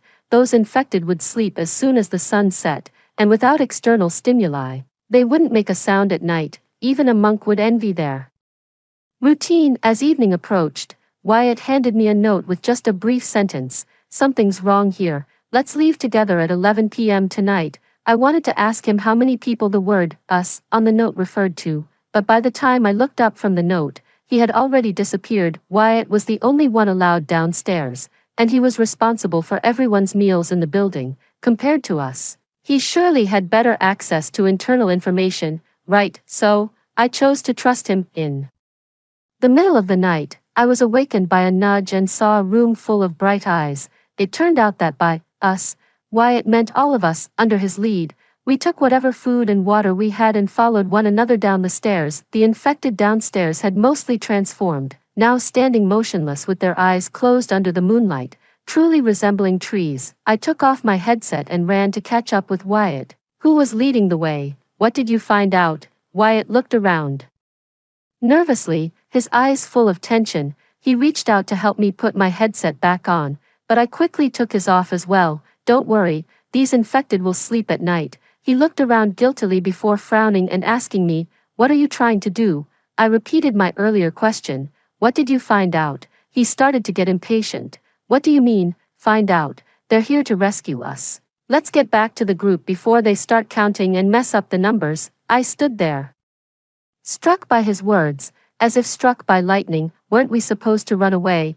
Why did we get back in the car? Could it be that Wyatt has been bought off? I no longer have time to think about this. My intuition tells me that I must not get on the rescue team's container truck. Looking back, I see a continual stream of people leaving the building, their expressions blank, looking like zombies under the moonlight. Going back against the crowd would be too conspicuous. The only option is to hide in the convenience store. The school's convenience store has a separate entrance on the side of the academic building. Hiding there until everyone leaves might still offer a chance to escape. So, crouching down, I dashed to the base of the wall and, using the shadow of the perimeter wall for cover, I quickly make my way towards the convenience store. I keep my head down, focusing all my attention on my feet, thinking to move faster and faster. Unexpectedly, there is someone standing by the wall. I crash into them, and due to the inertia, we both fall over. The person looks young, somewhat familiar, probably a senior student from the upper grades. My heart races to my throat. I continuously bow in apology and place my finger on my lips, pleading for silence. But how easy is it really to buy someone's silence? With a sinister laugh, he takes off his headphones and yells louder than the music that had been playing. Someone is trying to escape, someone wants to die, let everyone die, it will make a hero in 18 years, ha ha ha. His voice is so loud, it makes my heart tremble, but after a while, when there's no response, I realize that everyone around has their headsets on and can't hear his rant. His eyes gleaming with madness, he lunges forward, grabs my legs, and starts dragging me towards the group, ranting, "If we are to die, let's die together. It'll be easier to gather a table for a game of cards in the underworld." I'm petrified, my back painfully scraping the ground. Lacking the strength to get up as I sweat profusely, and cries of agony begin to fill the air. The crowd becomes chaotic, some running out, others running back in, everyone is colliding, falling, and getting up to run again. The scene spirals out of control, and I curl up as small as possible, praying that the panicked people don't step on my face. Screams are everywhere, reminiscent of the day the rescue convoy ran over the infected, a real hell on earth. Blood pools into rivulets on the ground. And as the hurried footsteps begin to wane, I dare to slowly sit up. What a horrifying scene it is. The mad seniors shouting has awakened the infected, who start hunting as soon as they open their eyes. They grab any living thing within reach, scratching and biting like wild beasts, eagerly devouring the healthy. The mad senior is not far from me, each of his arms fiercely gripped by an infected, munching on them as if they were carrots. One has already bitten down to his wrist, the other still gnawing at his palm. Blood sprays like a fountain, drenching both infected in red. More shocking than the most horrifying movie, the mad senior's head droops lifelessly, seemingly unconscious. I almost envy him, my gall is nearly vomited out. But why can't I faint? Several beams of flashlight shine through the school's gate, illuminating this hell on earth as bright as day. These are special flashlights, so bright that I can hardly open my eyes. The screams continue by my ears, the air thick with the stench of blood making me nauseous. I think I'm about to die. I even find myself wishing for death to come quickly, to end my torment. A loudspeaker at the gate shouts, "Crawl out, keep your stomachs as close to the ground as possible. Their legs have vegetated, they can't bend at the waist, keep your center of gravity low." The voice continues, encouraging me to crawl bit by bit towards the gate. Blood has pooled into rivers, and I crawl through this river of blood, inching forward. By the time I reached the door, my clothes were completely soaked in blood. Someone reached through the gate and dragged me out like a dead dog. It was only when I was behind the flashlights that I realized the person who had been encouraging me to survive was actually the rescue team. Wyatt took off his jacket and draped it over me, but I was ungrateful and indifferently threw the jacket to the ground, as someone from the rescue team helped me onto a container. It was very dark inside. Only a bit of moonlight came through the door. Their eyes, shiny and filled with terror, stared at me. The person next to me kept shrinking back. I think they were scared off by the smell of blood on me. Fortunately, several more blood-soaked people boarded, and we sat huddled with our knees, silent, enduring the journey to our destination. By the time we disembarked, the blood on my body had congealed into clumps, and bits of dried blood flaked off whenever I moved slightly. I must have looked frightening because people hurried their steps when they passed by me. The blood-soaked clothes that had dried were stiff and uncomfortable, making my skin itch and ache. After enduring the journey, we reached what looked like a long-abandoned hospital,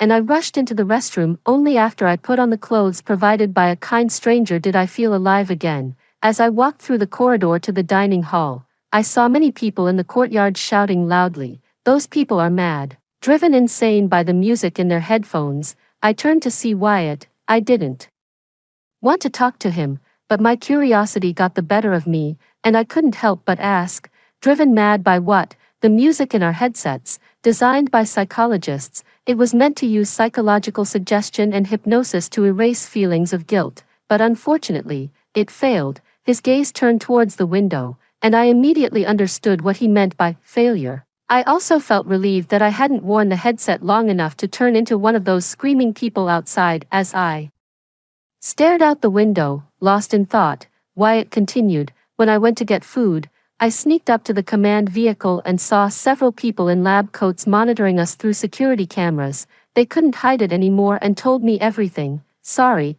there wasn't time to explain to you. I pressed him incredulously. Is it that simple? Wyatt nodded helplessly. They had gradually noticed people losing their minds, realizing this treatment was ineffective and were preparing to terminate the experiment. The word experiment stung me. Were we just lab rats? Our conversation was interrupted by the smell of food. God knows how many days it had been since I had a proper meal. The aroma instantly awakened my taste buds. Nothing was more important than filling my stomach. I carried a plate piled high with food, weaving through the seats. The dining hall was packed, and there was nowhere to join a table. Suddenly, I stopped dead in my tracks, unable to move, because I saw my mother, still in her old clothes, sitting in a corner eating slowly, her figure blurred as I burst into tears and ran to her, calling out, "Mom!" All the hardships and pain I had endured found an outlet, and I sobbed uncontrollably on her lap until Wyatt found me and helped me up. I took the tissue he offered and wiped away my tears and runny nose, surprised to find that my mother was still eating. Her plate was nearly empty, which meant she had continued eating while I cried on her. How could this be? She was my mother, the one I had been separated from for days. Wyatt tugged at my sleeve, signaling me to look around. Only then did I notice that everyone was off. They were all heads down, eating, completely uninterested in the melodrama of a mother and daughter reunion, not even glancing up at me. Something isn't right here. We should leave, Wyatt whispered. I glared at him. You wanted to come, and now you want to leave. If you want to leave, you leave. I'm not going. Before he could respond, I threw myself back into my mother's arms. Mom, it's Maud. Look at me. What's wrong with you? My mom pulled out a tissue to wipe her mouth and smiled at me. Oh, it's Maud. You're here too. Have you eaten yet? I've finished my meal. Come sit with me. After she spoke, she gently pushed me away and walked towards the exit. I stood frozen, feeling for the first time in my life that I had mistaken someone else for my mother. This woman wasn't my mom, although she wore the same face. My real mom cared deeply about me. Even if I accidentally hurt my foot with a stool, she'd inspect it closely after removing my socks. I was her only kin. How could she be so indifferent, so unfamiliar? It wasn't until her figure disappeared into the exit that I snapped back to reality and chased after her. I finally caught up with her in the lounge on the second floor. She stood by the door, whispering to someone in camouflage. They occasionally glanced over at me, which made me uncomfortable. When the person in camouflage finally left, I couldn't wait to approach her. Mom, it's me. Have you forgotten about me? My mom held my face and kissed it repeatedly, tenderly replying, how could I forget, my silly child. Dr. Lee said I should treat you better. From tonight, you'll sleep with me. As she turned to prepare the bed, I stood at the doorway, unsure what to do. She had kissed me. It had been years since she had done that, but that wasn't the point. The point was that I felt all of this was taught by the person in camouflage. She had no real affection for me. We were strangers. Mom, what has happened to you? I didn't spend much time with my mom, except for meals and sleep, as she spent most of her time working outside, behind the hospital. A large piece of wasteland had been cultivated, sprouting seedlings. It seemed they intended for us to stay here permanently, during meals and brief rest periods. I tried to confirm her identity by asking about things only the two of us knew. She could answer smoothly every time. This left me confused again, as if the person in front of me was indeed my mom, just not as loving as before. What had happened to my mom? This question troubled me for a long time, affecting how I treated Wyatt. One day, Wyatt approached me. Maud, something is really off here. Let's escape together. I shook my head and refused. Maud, Wright is infected. I saw him frozen in the vegetable garden. Then they came with a bulldozer and took him away. I still shook my head. He grabbed my shoulders anxiously. What's wrong with you?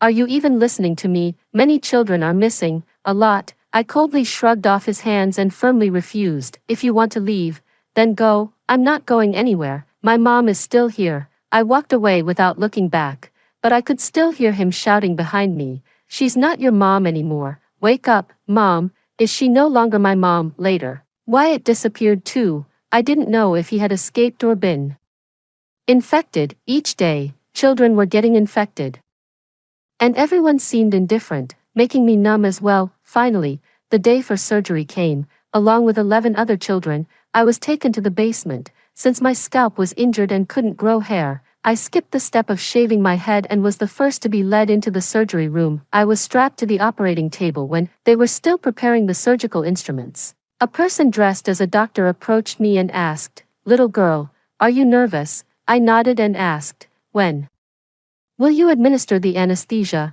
He extended his broad, warm hand to gently touch my bald head and kindly replied, "There's no need for anesthesia, most brain surgeries don't require it." I was shocked and my mouth fell open. "No anesthesia? You're going to cut into my brain while I'm still awake? Haha, you've misunderstood.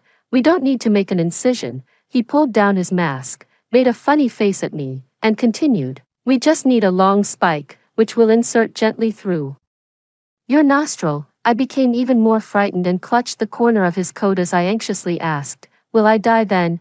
"Of course not. Let me tell you a secret. I've performed this surgery thousands of times and have never once failed." "Does it really only hurt for a moment?" "To be precise, it won't hurt at all. It'll feel like having a severe cold or sand in your eyes." Relieved, I let go of his coat as he went to prepare and put on his gloves. I stared at the shadowless lamp overhead, and my thoughts drifted back to the night I escaped from school. That night was a narrow escape from death, and I had a feeling that after today's surgery, it would be like being reborn, but I was still a little nervous. I have this problem where I get very talkative when I'm nervous, and it was even worse when he inserted the shiny spike into my nose. "Doctor, why do I need this surgery? Have I been infected too?" "Not yet. But if we don't operate, we'll all be infected sooner or later." "Did you also undergo the surgery?" "Yes, I was among the first batch to undergo it. One of my colleagues lost his hearing because of the surgery, but that hasn't stopped him from being a good doctor."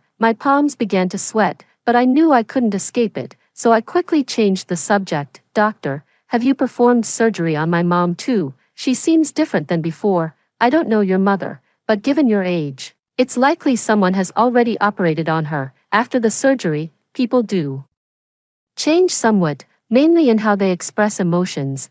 They might seem a bit detached. I excitedly nodded. "Yes, detached. It's like I can't feel her love anymore." "Don't move." He sternly reprimanded me. "We've conducted research, and this disease is caused by a viral brain disorder that triggers abnormal nerve growth. The affected brain tissue is responsible for emotions. So if humans experience persistent emotional fluctuations, such as sadness or guilt, it can easily trigger the condition." "So, you're removing brain tissue, but why did all the adults undergo surgery first, and only now it's our turn?" "The children, most of my friends who escaped with me have almost all died, because your brains are still developing and are more complex than those of adults. If adults don't fare well in the surgery, the worst that can happen is they become blind or deaf, adding a burden to society. But it's not the same with you children. You are the future of humanity, so we must be extra cautious and careful." Clang, the sound of a hammer striking the spike resonated as I felt it penetrate my crown, giving me a sudden enlightening sensation. "So, just by having this surgery, we won't get infected, like how diabetic patients need to amputate infected feet or gallstone patients need their gallbladders removed." "Exactly." He leaned in closer to look at my face. "Now, describe your mother to me." "My mom used to have a really bad temper, but I don't blame her. She actually had it quite tough." Clang, ouch. "She's actually very fragile inside, and can only defend herself by being aggressive and domineering." Clang, anything else? "Well, she's just a woman. My mother is quite ordinary." Of course, all mothers are great in the same